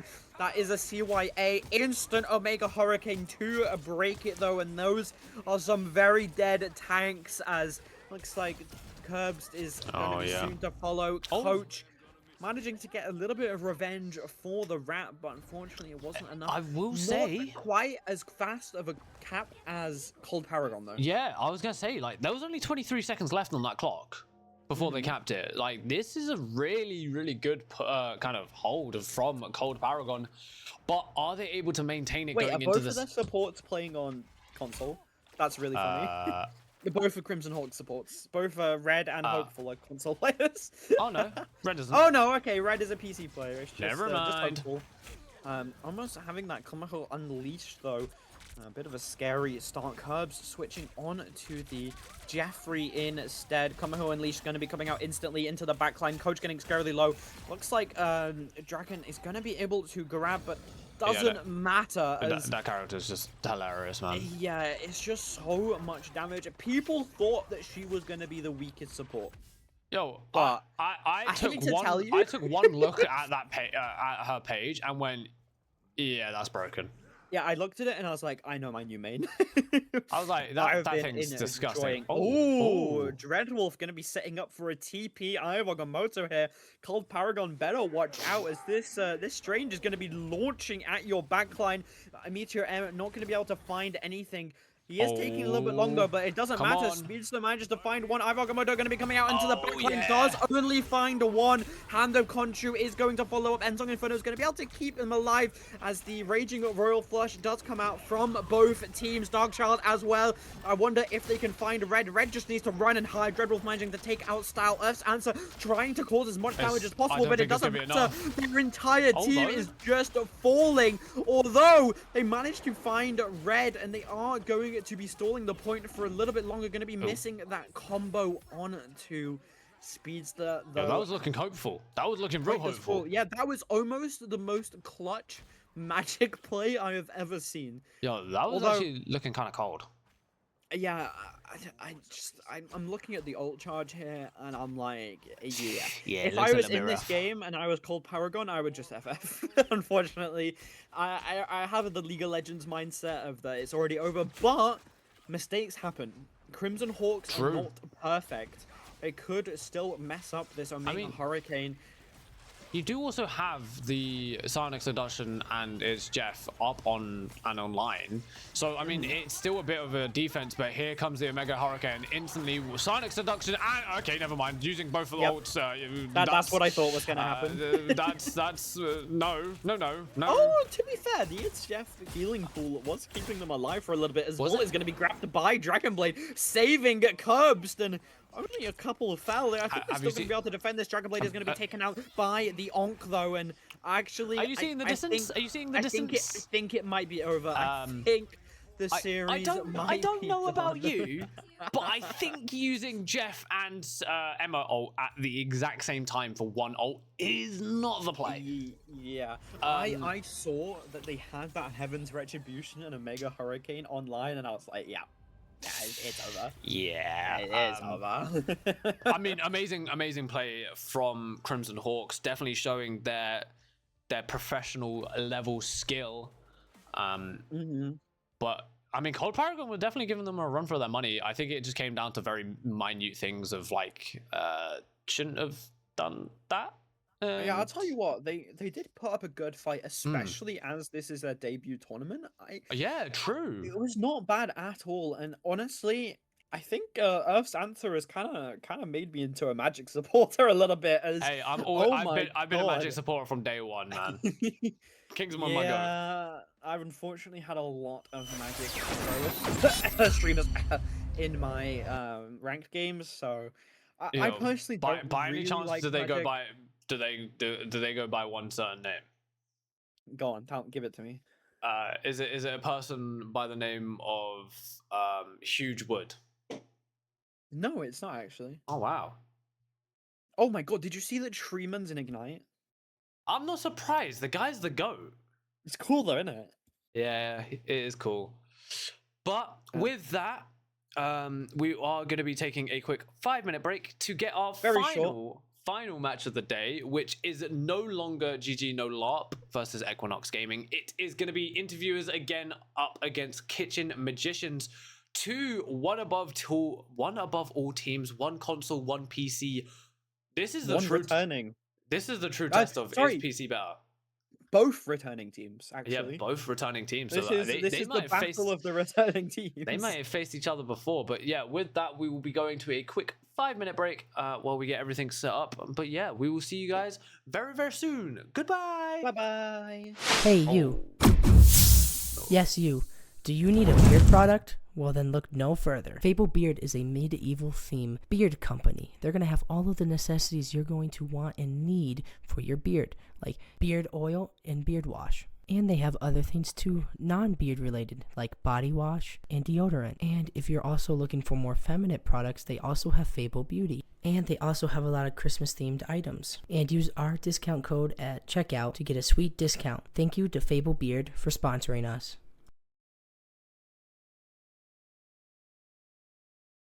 Welcome to Bad Game Store. How may I help you? Hello, sir. Can I get the new Call of Duty? That'll be $267. That price, huh? Game Evo is the best place to get games for a great discount. Indie games or mainstream games, you can get them for a great and massive discount. For instance, look at Arc Raiders. And if you're not looking into buying any new video games, we also have discounts on gift cards and in-game currencies. And if you want even more massive savings, use our discount code. And thank you to Game Evo for sponsoring us. Well, hello there, Average Joe. Are you tired of having bad logos in design and you would like to get some done by professionals that do designs like these? If so, head on over to ink3d.com where you can choose from their products that they sell. From light boxes to keychains and even gift cards. They also sell merch. And if you like saving money, like I do, go ahead and use Championships League's discount code. Ink3D is approved by Tiny. And so long, Average Joe. I'll see you next time. Did you know playing video games with your regular old-fashioned chair could lead to low scores, back pain, and even sometimes this?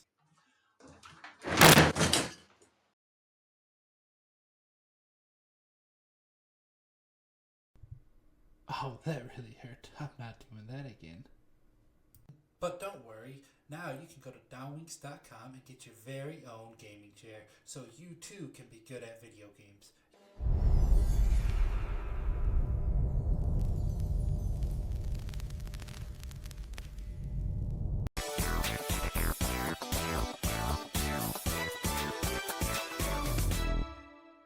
Ladies and gentlemen, my name is Xavier Hawkins here as I'm here live at a party in the background. I am your mental health coach, Xavier Hawkins from the Arrow University, here to get lit as hold off the drink for me. I'll get it later. I'm in an interview, man. Come on. Sorry about the background. The ladies want me because I'm the #1 carry.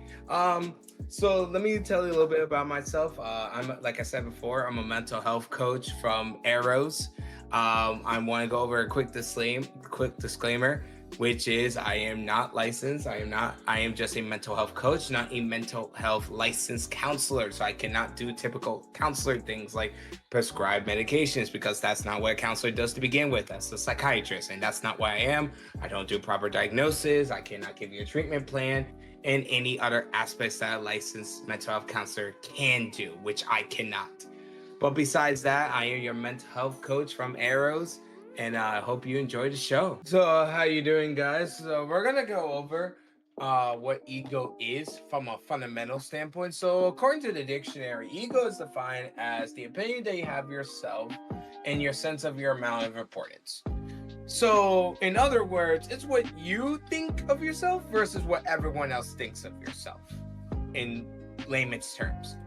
So there is a huge difference between being confident and being egotistical. Being confident is like a buff, while being egotistical is a nerf.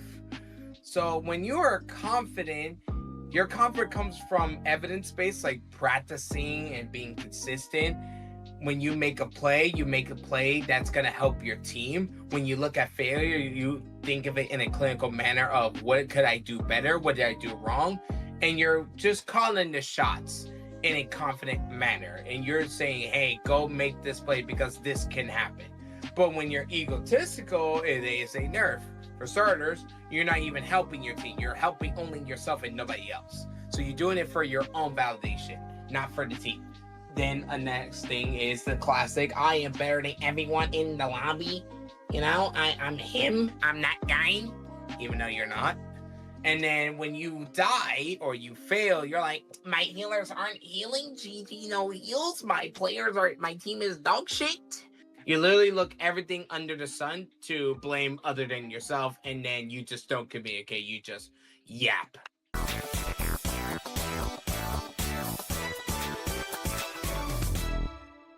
Ladies and gentlemen, my name is Xavier Hawkins here, as I'm here live at a party in the background. I am your mental health coach, Xavier Hawkins from the Arrow University, here to get lit. As hold off the drink for me. I'll get it later. I'm in an interview, man. Come on. Sorry about the background. The ladies want me because I'm the #1 carry. So let me tell you a little bit about myself. I'm, like I said before, I'm a mental health coach from Arrows. I want to go over a quick disclaimer, which is I am not licensed. I am just a mental health coach, not a mental health licensed counselor. So I cannot do typical counselor things like prescribe medications, because that's not what a counselor does to begin with. That's a psychiatrist, and that's not what I am. I don't do proper diagnosis. I cannot give you a treatment plan and any other aspects that a licensed mental health counselor can do, which I cannot. But besides that, I am your mental health coach from Arrows, and I hope you enjoy the show. All right, so speaking of confidence, I want to talk about why is it important. Why is it important for you to have a healthy ego? Because when you don't have it, you just lose. You just lose, not in the game, but also you lose in life. You won't be able to execute your... See, that's what happens when you don't have confidence. You lose your mouth also. You lose your mouth also. See, that's what it looks like when you don't have confidence, when you just don't know how to speak. But because I do have confidence, I'm going to show you what that looks like when you do have confidence. So like I was saying before, right? You lose out on the chance for you to accomplish your goals. You lose out on, especially if you're in an esports environment, you lose out on a chance of winning your games. Your ego is this difference between what you can do and what you cannot do as a player. And also, as well as if you in a team-based game like Marvel Rivals or Overwatch, and you have a tank that doesn't want to make space, then that doesn't leave your team any room, and you're gonna feel constant pressure. And speaking of pressure, when you're not confident, so you don't create pressure, you don't create that respect that you want the enemy team to give you respect. Because in other words, they're gonna think you're dog shit. And if you know you're not, your actions have to demonstrate that you're not dog shit, which means you need to have confidence in yourself that you're gonna make the necessary plays that you know you can make. That's why it's important. It's not because it makes you look better. No, it's just simply whatever that you want to be, you have to match what you say. So in other words, put your money where your mouth is. That's why confidence is important. Hey, you. Yes, you.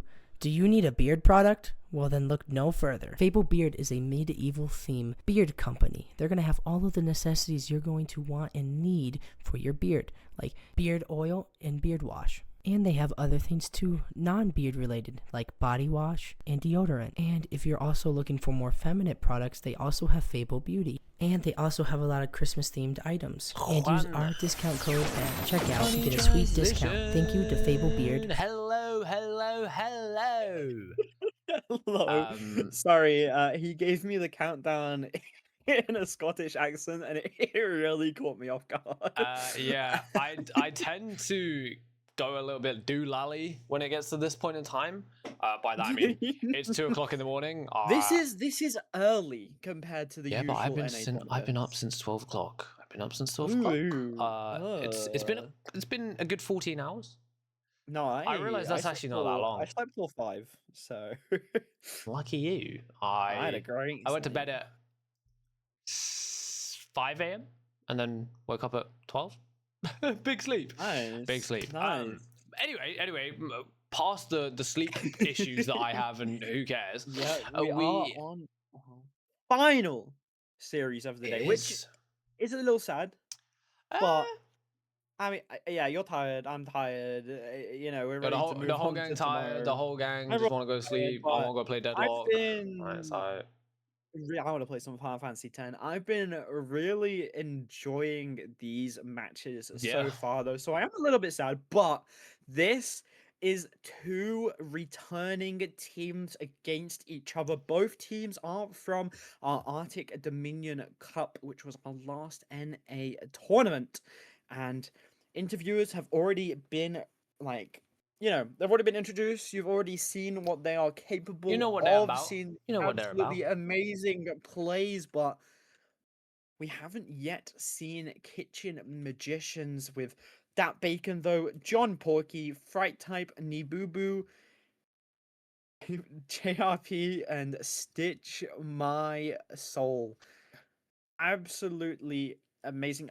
Both of us saw John Porky join, and we were like, yeah, this is gonna be an amazing match. We were so ready for John Porky to be coming back, and as you know, Wolf. That is their team comp. Just Yeah. Wolf. Just John Porky. Yeah, so without further ado, I think we should just get it on the way. I'm I'm down for it. I'm down for it. You know what? Let's just begin it. Let's just start it. Yeah, this is truly PC versus console here to try and prove which is the better of the two. We are going to be Krakoa. going to Krakoa. Does that mean we've had a different domination every single match? Yeah, because we had Clint. Yeah, We Clint had- are Krakoa now and Hellshaven. Househaven. Yeah, damn, that's kind of hard, I'll Wait, say. we've had 4 matches. Wait, there's been 4 matches.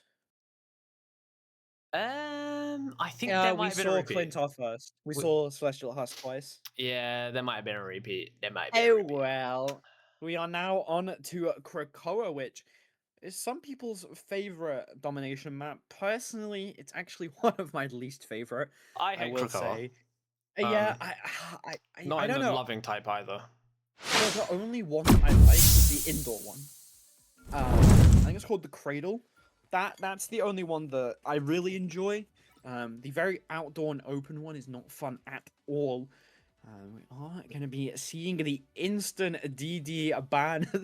They've been doing their research. They saw how scary interviewers are on that DD. We are seeing a little bit of a different roster this time, though. Yeah, Looks like Whisper they've decided and to use some of their subs. Whisper and Mishi, right? They're the Yep. new names. Yep. Still got the same backline, I believe, as Holiday and Orthodox. The backline. Also, a little Tamsif. bit of information that I actually forgot. Kitchen Magicians supports are both from the Beasts, which are actually the winners of our first NA tournament, I believe. Correct me if I'm wrong. And they actually merged just for our tournament. Oh, W's. So This is a never seen before team. Two amazing teams, and there is John Porky's wolf been saved. Yo, I'm not surprised. I'm not gonna lie. I feel like doing that this early could be a bit detrimental.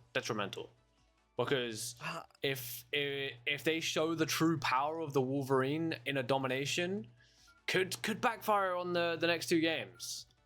Yeah, definitely would not get through in the next one. But I mean, if you first ban Wolf, Kitchen Magicians will just instantly save Nabubu Mode's tank pool. True. Because we have seen what he can do on that character, and it is terrifying. Yeah. No, you're definitely not wrong with that one. Definitely not wrong with that one. Banned out. No surprises there. I mean, I'm very surprised that Gambit didn't get saved after it got first banned, but I'm pretty sure that interviewers were the one that were banning it against Cold Genesis. So I guess I'm not too surprised. Gonna be saving that Jeffrey there. I mean, we saw how good they are at running the Jeffrey, right? We saw how powerful and impactful that dive is, but I just think when they're running a wolf, it's not going to do as much as you want. And if I would be banning the invis if I was Kitchen Magicians, but I guess John Porky is not too scared. I doubt not. I'm not gonna lie. I do apologize in advance if I call them Kitchen Nightmares. It's gonna happen. I also watch way too much of Kitchen Nightmares. So yeah, we're British. We got Gordon Ramsay. We're British, so Gordon Ramsay is like our god. I was actually about to say the exact same thing. Yeah, he's like our Lord and Savior. He is indeed. So yeah, I do apologize as Kitchen Magicians become Kitchen Nightmares. You almost said it right. They're just Kitchen now. They're Kitchen or Magicians. Kitchen, yeah. They're Sinclair. Only unique people get that. I do like that Elsa ban. I mean, it's a little bit late. Yeah. Usually the Gambit and the Elsa bans are the first ones to go, but Elsa has been taken out. Oh, a wolf match? A wolf matchup? Are we sure we want to do this? Are we sure we want to do this? Truly Rose having a little bit of a view of the surrounding areas, but I just think having legendary. Is that a DPS pool? Yeah. What the hell? I swear that's not really good. By that I mean it did get buffed this season, but I still think it's the weakest pool out of the three. Both tank and support pool are better. Did they get rid of the tech where you could bounce on the guy's head? Yes. Oh. Yeah. I was trying to do it earlier, and I was like, why is it not working? Have you seen the tank pool tech where you do the bounce and then sword right click and you can do it infinitely? That was not okay. No, pro play was crazy. I'm kind of glad I haven't seen that. Oh my god, I'm loving the Hulk carry rounds. This is beautiful, absolutely beautiful. Yeah. They've both got little pets. I do, both Orthodox and that Bacon though, sitting on the shoulders. I when I saw John Porky hover that, oh my god, Little instantly taking out John Porky, proving that the DPS pool buffs were really good. That Bacon though going to be slicing and dicing as well as Orthodox, but it is Orthodox that's able to find Nabubu Mode. Truly Rose takes out Fright type, and that is the entire roster of Kitchen Magicians absolutely gone. Maybe it is Kitchen Nightmares. Yo, that definitely was a nightmare, but the last time I saw two people get instantly destroyed, I watched a team go 200-0. So... I mean, I think it's insane that Little is making this DPS pool work. Yeah, it's true. Really not but a pick that I'm used to. He's very good at these unique characters. We saw the Iron Fist. Now we're seeing the DPS pool. Like, it's very true actually. He's definitely a make it whatever he finds comfortable. He makes work type character. But John Porky, I thought it was John Porky on the wolf, but it's actually not. It's that Bacon. Yeah, when I saw him hover the Namor, I was like, wait, is it John Porky Namor that we're used to? And I think I might have been right, because he is annihilating. I mean, especially with seeing the cap save. Oh my god. That is a 2k4. John Porky as Kitchen Magicians, a cap the point, and My brain just defaulted to DBD when you said 2k4.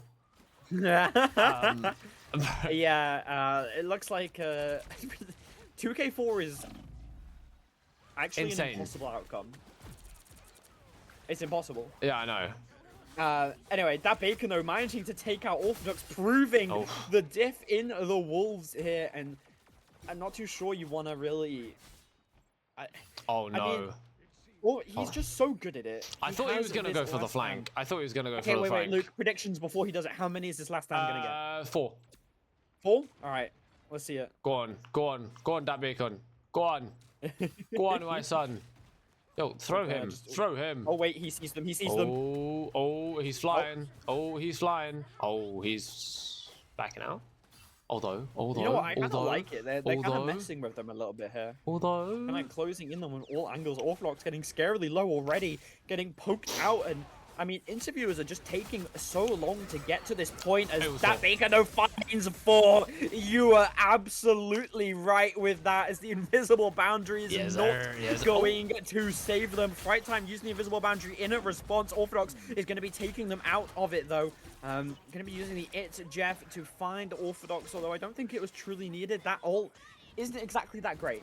So you can't really complain too much. Little deciding to match this Namor instead of playing the DPS pool, which, I mean, I thought the DPS pool was really good.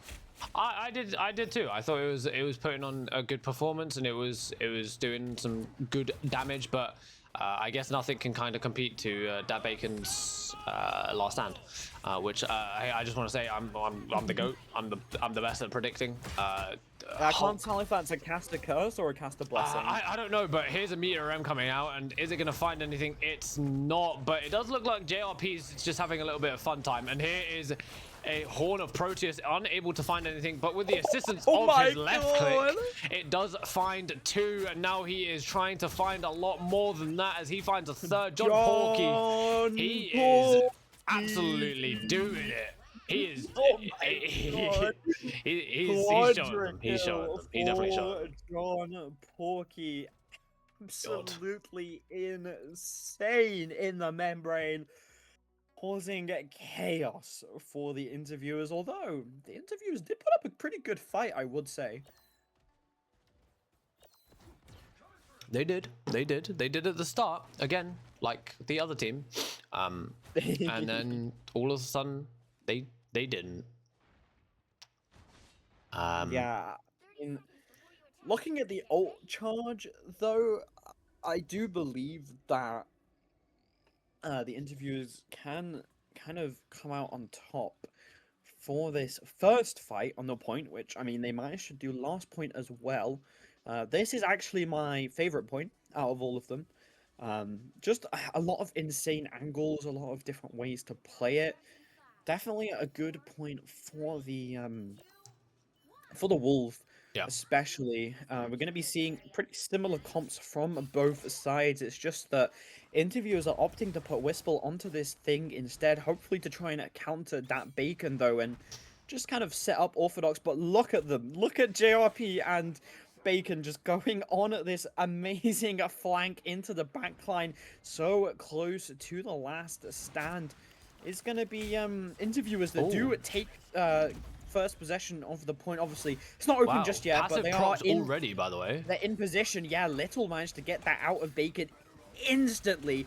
It does look like Whistle has got such a nice angle for a clobbering time. I can't lie, I would have pressed it. I wouldn't have been able to stop myself. That Bacon, though, finding an amazing grab onto Rose. Clobbering time is going to be coming out. Does manage to find Bacon. It's Jeff. Finds 2, though, as they are going to be taking the hold to the backline. Holiday does manage to take out Stitch My Soul, as Fright Time is going to be using that invisible boundary just to keep the rest of Kitchen Nightmares alive for a little bit longer. That was a complete accident, by the way.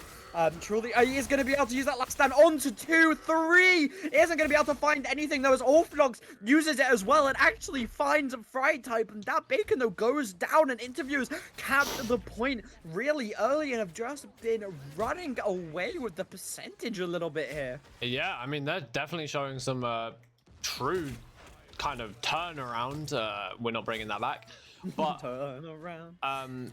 it does look like they're in a bit more of a stable position now. They have the Horn of Proteus, they have that It's Jeff time, but Kitchen Magicians do have 3 ults up and available, one of them being that Hulk Smash, one being the Magneto Meteor M, and then that Horn of Proteus. It does look like the Hulk Smash is coming out very early, but in response there is going to be the It's Jeff as well as the Horn of Proteus, and it is going to find the Hulk, who is causing mayhem, but apparently it's not going to be enough, as 2 are going to fall on the side of Kitchen Magicians, and it looks like interviewers are just shoving them back. They're not giving them any time to breathe, causing a lot of mayhem. And Little managed to find the pick onto Fright type extremely early into the fight, which is really not what you want to see. But Orthodox is going to go down, and now Kitchen Nightmares back and alive, ready to go. Those Jeff Bubbles giving them the speed that they need to get back to the point, and interviewers only have 3 up on point at the moment.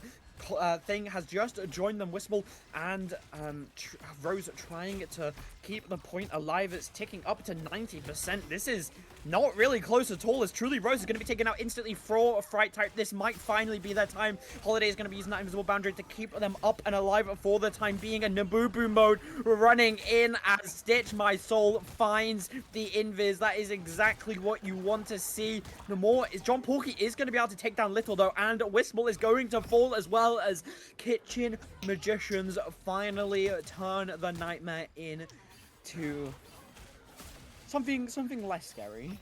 yeah, but I will say Kitchen Magicians do have a 3 ult up on online. Oh, I mean, JRP was close to getting 4th, but it is a pretty early pick. Orthodox with that last stand up and available. Fright type with an early invisible boundary, but it doesn't look like Meteor M is going to be forced out. Does not find anything, and now last stand going to be thrown onto that invisible woman. Also unable to find anything.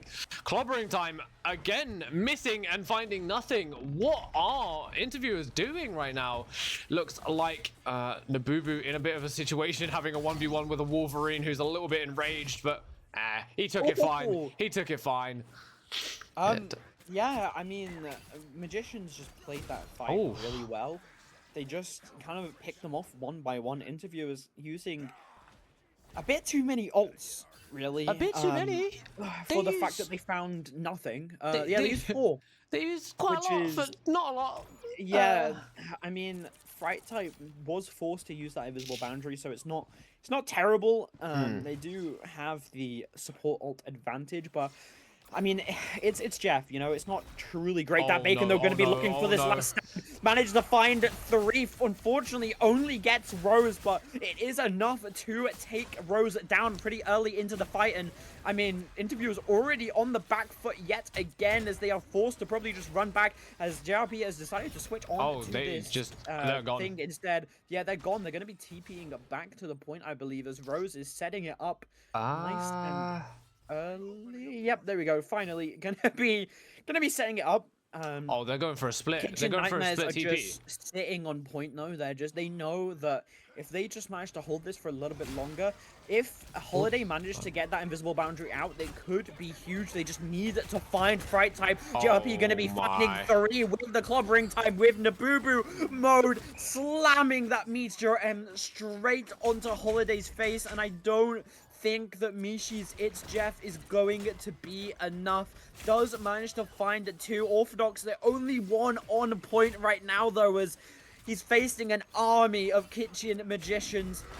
One by one, visible boundary is going to be coming out from Fright type. Last stand is going to find nothing yet again. JRP is TPing back to a point, and I mean, Mitchie and Orthodox are managing to keep this fight alive for as long as possible. Little going to be found by John Porky, though Spider-Man is not going to be causing any good plays, as Fright type finds Orthodox in the midst of it, and the entirety of Kitchen Magicians are up and alive on point, and interviewers just fall one by one.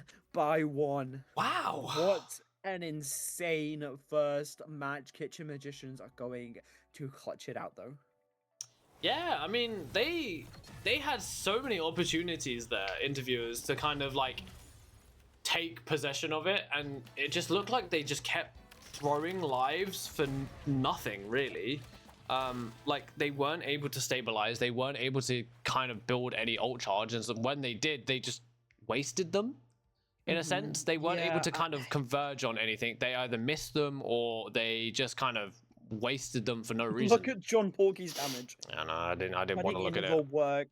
14 final hits, 17k damage, but No, it he is might be going to be him. Stitch My Soul on the Death, who runs away with the MVP. And yeah, like you said, I felt like towards the end of that second point, it was never really a 6v6. It just felt like Kitchen Magicians managed to get a really early pick onto them almost every single time, which just meant the interviewers had to play the fight out down a player, and ultimately it did not work out in their favor. Yeah, it definitely didn't. Like, it was definitely a big issue. I mean, them using so many ultimates quite frequently as well, to get nothing from them it really does obviously catch up to you, and these later kind of parts of the game where it's 99% on both sides, you're really just trying to fight for what you can, and then instantly throwing out an ult and getting nothing from it is really what you don't want to be doing. Yeah, Especially with like the last stand that I saw come out from interviewers, and he literally got nothing. He just flew past everyone. Orthodox was really struggling to find those last stands, whereas Mm. Bacon did not. Nah, that Bacon just ran wild. That Bacon definitely had it locked and loaded with those those last stands, but I will say it was an extremely close match, so I wouldn't be too surprised with the fact that it's now interviewers' map pick that we'll be going to the first map 3 of the day. Although I did say that last time, and it didn't. it didn't end go up too happening. far. Didn't go too But well. I mean, I I don't know. I feel like if they pick a map that they are well practiced on, maybe they have a sneaky Shinshibuya in the pocket, Ooh, and potentially. maybe Kitchen Magicians might not have practiced that map as much, since though it's only just been put back into rotation. But we are going to be seeing a Hall of the Jalia. I mean, I just like the fact that it's not Central Park. I'm just glad that we're not going to another low Central key, Park. I agree. Like, seeing that amount of Central Parks and or Midtowns, it's nice to see a different map. You know, that's why They have actually brought us to a map where Wolf isn't as dominant. True, it's quite hard to get like value on Wolf in this game. Melee characters like DD and Wolf and Magic really struggle on Hall of the Jalia Yo, because speaking of, there are just so many sight lines that it's kind of hard to play for those characters. It's kind of hard to set up for them realistically. Are going to be seeing that instant Wolf ban though. That Bacon though, like you said, is not going to be getting another chance to play hey, him. all I'm saying is we should have held it for the next game. There is definitely going to be a tank pool save though. I will be very, very surprised if Nabubu mode doesn't pull out that tank pool. Going to be seeing a Star-Lord save for interviewers if Gambit does get through, which I have a feeling it won't. That Galactic Legend Raging Royal Flush combo it's pretty deadly. Yeah, it really is, but Elsa getting through is a little bit more scary. Yeah, this is where we see who can aim better. I got my money on John Porky. You got your money on John Porky. There is the Gambit ban. No combo for the Galactic Legend, unfortunately. And I mean, Elsa is a pretty decent counter to Star-Lord, but if you're playing Star-Lord more of like a poke character, Elsa doesn't really get as much value because her damage drop-off is pretty far. Yeah. I will say I do apologize to the no prediction. So I'm doing it now. Obviously, you have the idea of what happened in the first game. Enjoy. So yeah, but Mhm. I think with Elsa being saved and how good John Porky is on Namor, I think it could be a little bit of a scary situation with Elsa in the game. Yeah. I mean, also tank pool is still open, still has not been banned out. Angela going to be saved. Obviously, the invis save in return, which I don't think interviewers are really going to complain all that much about it, as Holiday has really shown their mastery for invis. As an invis main, I love to see it. Yeah. I mean, it is actually going oh. to be Kitchen Magicians that ban the tank pool. Kind of sad. I really wanted to see Nabubu mode on the tank pool and see what he could kind of do. But unfortunately, that is not going to happen. Maybe it was a tactical play. Maybe they wanted it out like from the beginning. True. Loki Potentially. ban, it does make sense, Potentially. especially if you want to run that Star-Lord, because the runes are very annoying. Yeah, they definitely are. But that Bacon though, hovering the Ultron now, that could be a little bit of a play. Ultron Warlock with the CYA from the Raccoon. I mean, not bad. Oh, White Fox. I forgot that's in the game. Golly gosh. Hey, can the guy that's my camera's stuck on please load in? Yeah, please pick a character. Yeah, no, because watch. Oh. No, it forces me back. Yeah. It always forces me back. Bloody cameraman. Anyway. Anyways, it does look like we are going to be seeing quad support from the side of Kitchen Magicians.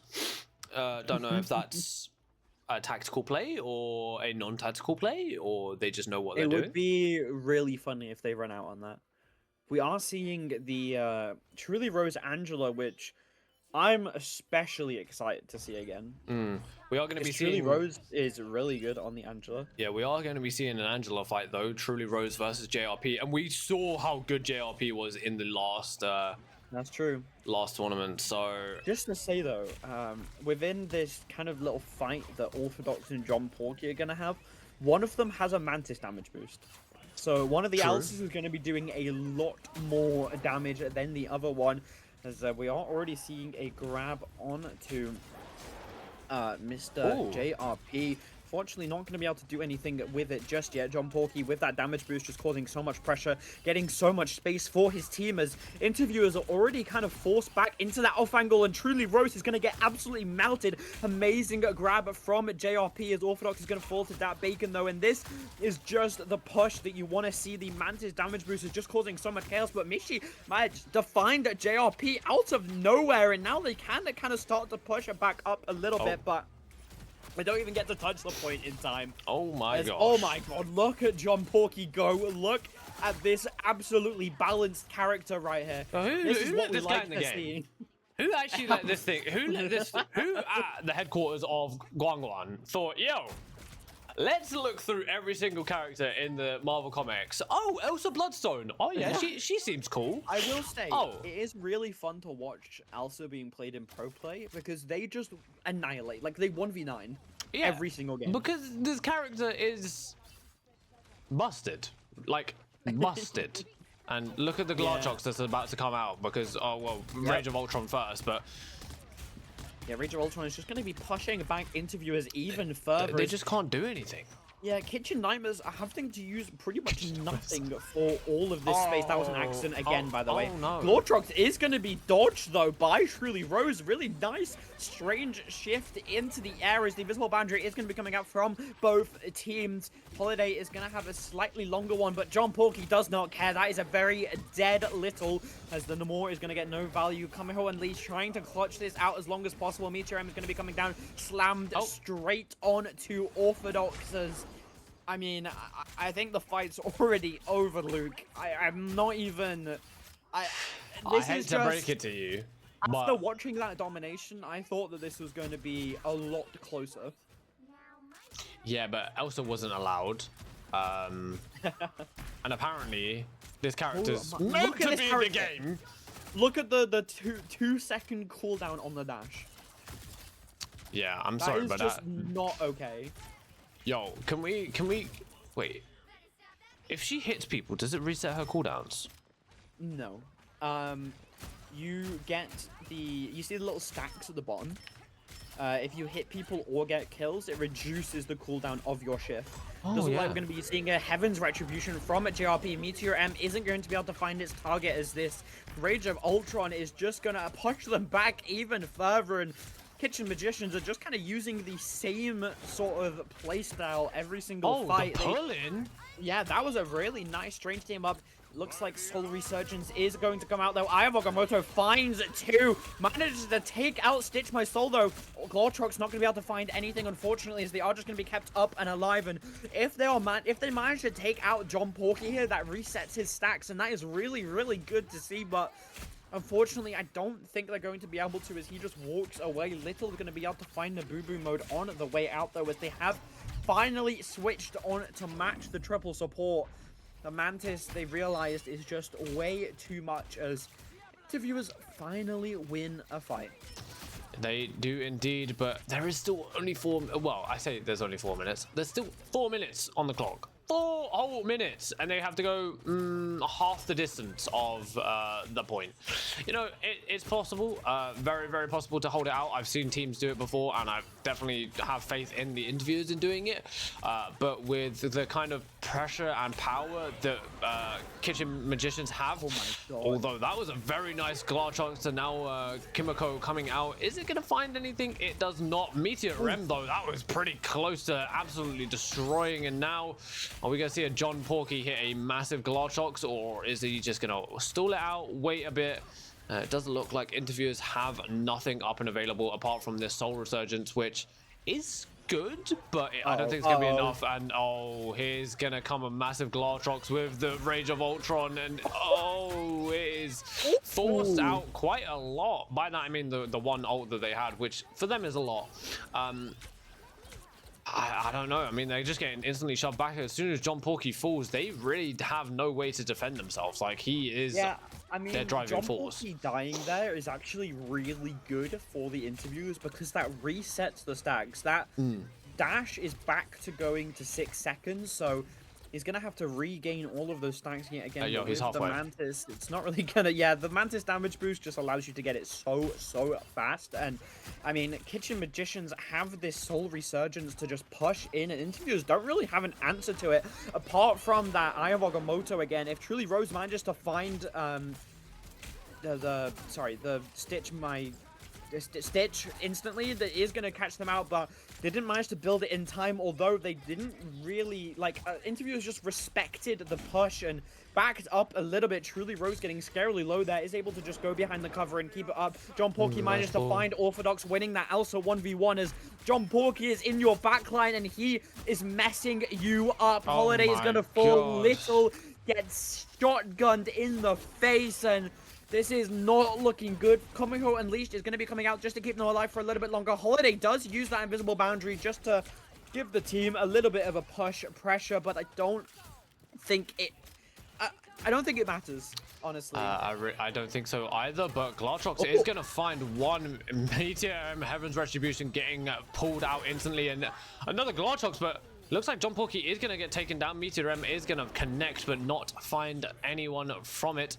Now, they do have this Ayamoto, whereas Kitchen Magicians don't really have anything, actually. I mean, they almost have the Rage of Ultron, but For 1 minute. they can do this. They can stall it out for an easy 1 minute and potentially give them a good chance in the next push, next push. But it's going to be tough. I mean, if they go early with this Eye of Agamotto, it could give them a very good chance. Obviously, John Porky, as you said, he has to get that bacon. He has to get that bacon in the Eye of Oh, Agamotto. never mind. That Yeah, bacon's it's a gone bit late. early with that, and now there's the Eye of Agamotto. Is able to find two and does get a confirm, and now 2 are down. 2 supports, 3 supports, 4 are gonna fall from Kitchen Magicians. And Yeah, now it's Kitchen TP time. Magicians they're only gonna have the Soul Resurgence for this final fight, whereas interviewers are getting scarily close to that Glortrox, and this could be a game-deciding Glortrox, as Kitchen Magicians are just gonna opt to walk. They do have the Soul Resurgence to give them that little bit of speed that they need to touch the point, so they're not really too worried about that, but just Orthodox needs to build this Glortrox. If he can build this Glortrox in time, it's just all over, but looks like Jason is going to be taken out before they're able to do that. Soul Resurgence is pushing them all the way. Black Glortrox has finally been built, though, but he's not able to find it. He does manage to get the Groot. Isn't really going to be able to do too much yet, as both Invisible Boundaries are going to be coming out from Holiday and Fright Type, as they are just pumping so much damage. John Porky manages to find little through the Invisible Boundary. The Invisible Boundary is not going to be able to keep them up for much longer. Orthodox getting awfully low in their backline as it's looking futile, but I mean, stalling it to overtime from 4 minutes is a goddamn achievement. It definitely is, and it is definitely probably a better outcome than I thought it was going to be. I thought it could have been a potential like 4-minute like instant You thought they triple were cap. just going to instantly get it? I Yeah. mean, It was looking like I'm it. not surprised. It was looking Yeah. like it, but I mean, yeah, fair play interviewers for being able to hold it that long. I mean, it They does just- help that their spawn is literally on the point. Yeah, I think they also adapted really well to what Kitchen Magicians were running, and by adapt I mean copy, because they realized that without a Mantis, you don't do as much, right? That No. damage boost is so important in these neutral fights that kind of impossible to play without it. 22 But and 3. yeah, John Porky is 22 and 3. yeah, With 11 John finals as well. Porky showing off what Elsa can do. I mean, I've been watching Ignite, and I've seen what Elsa can do, and it's not okay. I saw Yeah. oh, why my brain has just gone. Who duos with Saipe? Sparker. Sparker, yes, Sparker was playing Elsa. Oh my god, it was a masterpiece. He was shredding. It was so Is that nice to watch. 3 walls? That is 3 walls, yeah. Groot, Get what are up you to the doing? high ground. You know what? I have never seen a group play up there, but I don't think might he have to is, steal but that's quite a spot. that. Yeah, he tried to place the healing wall. Have Up they there. removed the cap from the amount of walls that you can place? It looks like it. Oh my god, I'm coming back to the Orthodox instantly finding that Bacon though, who has switched on to the Adam, is going to be able to use that self-res, but there is no self-res anymore, so that is a very, very long cooldown instantly out as interviewers are on the push, and Kitchen Magicians are looking very, very low, very, very scarce. They're running back into this corner as interviewers just keep closing the gap onto them. That Bacon, though, is going to be able to find Truly Rose, unfortunately, for interviewers, as now they are forced to back up. Soul Bond being used, and that is Kitchen Magicians easily pushing and forcing interviewers back. But I will say, only one died. Only Truly Rose died. And that is no Soul Bond. But I will say that is like the true kind of power of how quick a fight can turn. One person instantly disappears. Glortrox coming out is going to get instantly destroyed though. Did catch Forces 2, out Invisible but Boundary. it does, yeah, as you say, force out the invisible boundary. And now it also puts John Porky in a position to use his own Glortrox, but it doesn't mean anything as JRP is just running them down, taking down both tanks with them. 2 minutes 35 Maybe on the he clock. is Groot. Yeah, maybe. You know, like potential. There's potential for it. It flows through him, but we were about to see a strange ultimate online, but it does look like Truly Rose is actually unable to be spectated. I don't know if he's in the game anymore. Yeah, interesting. He has switched onto the Venom though. Jason Dart gonna be pushing up. Does have Meteor M up and online, but I mean, a lot of ults ready for both teams as Glortrox is going to come out. It forces them to use the Soul Resurgence, but is absolutely amazing block from Jason. Oh my god, Holiday using that invisible boundary just to keep their team alive for a little bit longer. Stitch is going to be using the Soul Resurgence to keep their team alive, but one of them is a lot longer, and it's the Holiday's ult as Michi is getting scarily close as well to having it, as that Bacon though has been caught out, so that is no comic revival for them, as Orthodox is just causing so much pressure onto the backline as Stitch My Soul is really trying, and that is 2 off the map. Never mind, it wasn't enough to get them off as Fright Type has managed to build this invisible boundary back up. Mishi in the backline going to be using that Kamiho Unleash just to get them alive for a little bit longer, but that Kamiho is going to be instantly taken out. Bubble going to be keeping her alive for a little bit longer than probably should have been, but Jason Dark manages to find Nabubu mode, and Karmic Revival is going to be forced to use by that Bacon, though. JRP coming scarily close to another Strangling Prism, and didn't he just use Strangling Prism this fight? Yes. Okay. This is the power of Groot with a Mantis team up. It is amazing. Quite enjoyable, we'll say. Again, still no Truly Rose. Cannot switch to him. I don't know if he's in the game or not. So I don't know. I haven't even seen him, so I think it might be a. Is he DC'd? It doesn't say oh, he's no, DC'd. he's in the. I can spectate him on mine for some reason. Oh, okay. He does get grabbed into the Strangling Prism. As we're talking about it, it's going to be able to find 3. They instantly get taken out. I think he's invisible for you, which is really funny. I've never seen that before. Okay, Caster has broken. Guang, we might need you to fix this bug. Guang, assistance, Guang. I am really confused. I've never seen He's this, actually in the game, yeah? Yeah, I'm watching him on my screen. Yo, this He's is just so invisible. weird. Oh, okay, that's great. Oh, wait, Like, is he being shot at right now? Yes. Wait, he's actually. Oh He's my on god! board right now. That's who they are fighting. Yeah, so Is going to allow them to touch, which means that they can start pushing in. Little using this Soul Resurgence needs to make something happen now, otherwise it's all over. Soul Resurgence coming out in response as well, though. Glowtrox is going to be able to find 2, but it's not enough. they As didn't Meteor touch. M and they C9. whoa. Hey, that ended a lot faster than I thought it would. I thought that was gonna Invisible go on for a Venom, little bit longer. hilarious, though. Alright, Venom disappeared. He no longer exists. It was so funny. They were fighting ghosts. Like, it's actually quite hilarious. But yeah, I mean, amazing performance from Kitchen Magicians. It does look like interviewers will be going into that lower bracket. Maybe they might be able to return back to the top. But yeah, I mean, John Porky, 33 and 4. Someone needs to kind of check his PC, maybe. But yeah, amazing plays from everyone that competed today. That does. Hold up. Funny transition. Hold up. That does commence the day, though, and that is the day over. Pretty quick one, I will say. I mean, usually our Marvel Rivals events tend to go on for about 8 hours. And if you're playing CODs, 12. Oh god, don't remind And if you're playing DBD, it goes to another day. Oh, yeah, DVD is like 12 plus. Oh my Yeah. god. Okay. I'm glad to be casting Marvel Rivals, but yes, as Luke said, that is unfortunately the end to day 1. What a day, though. It has been a very good day.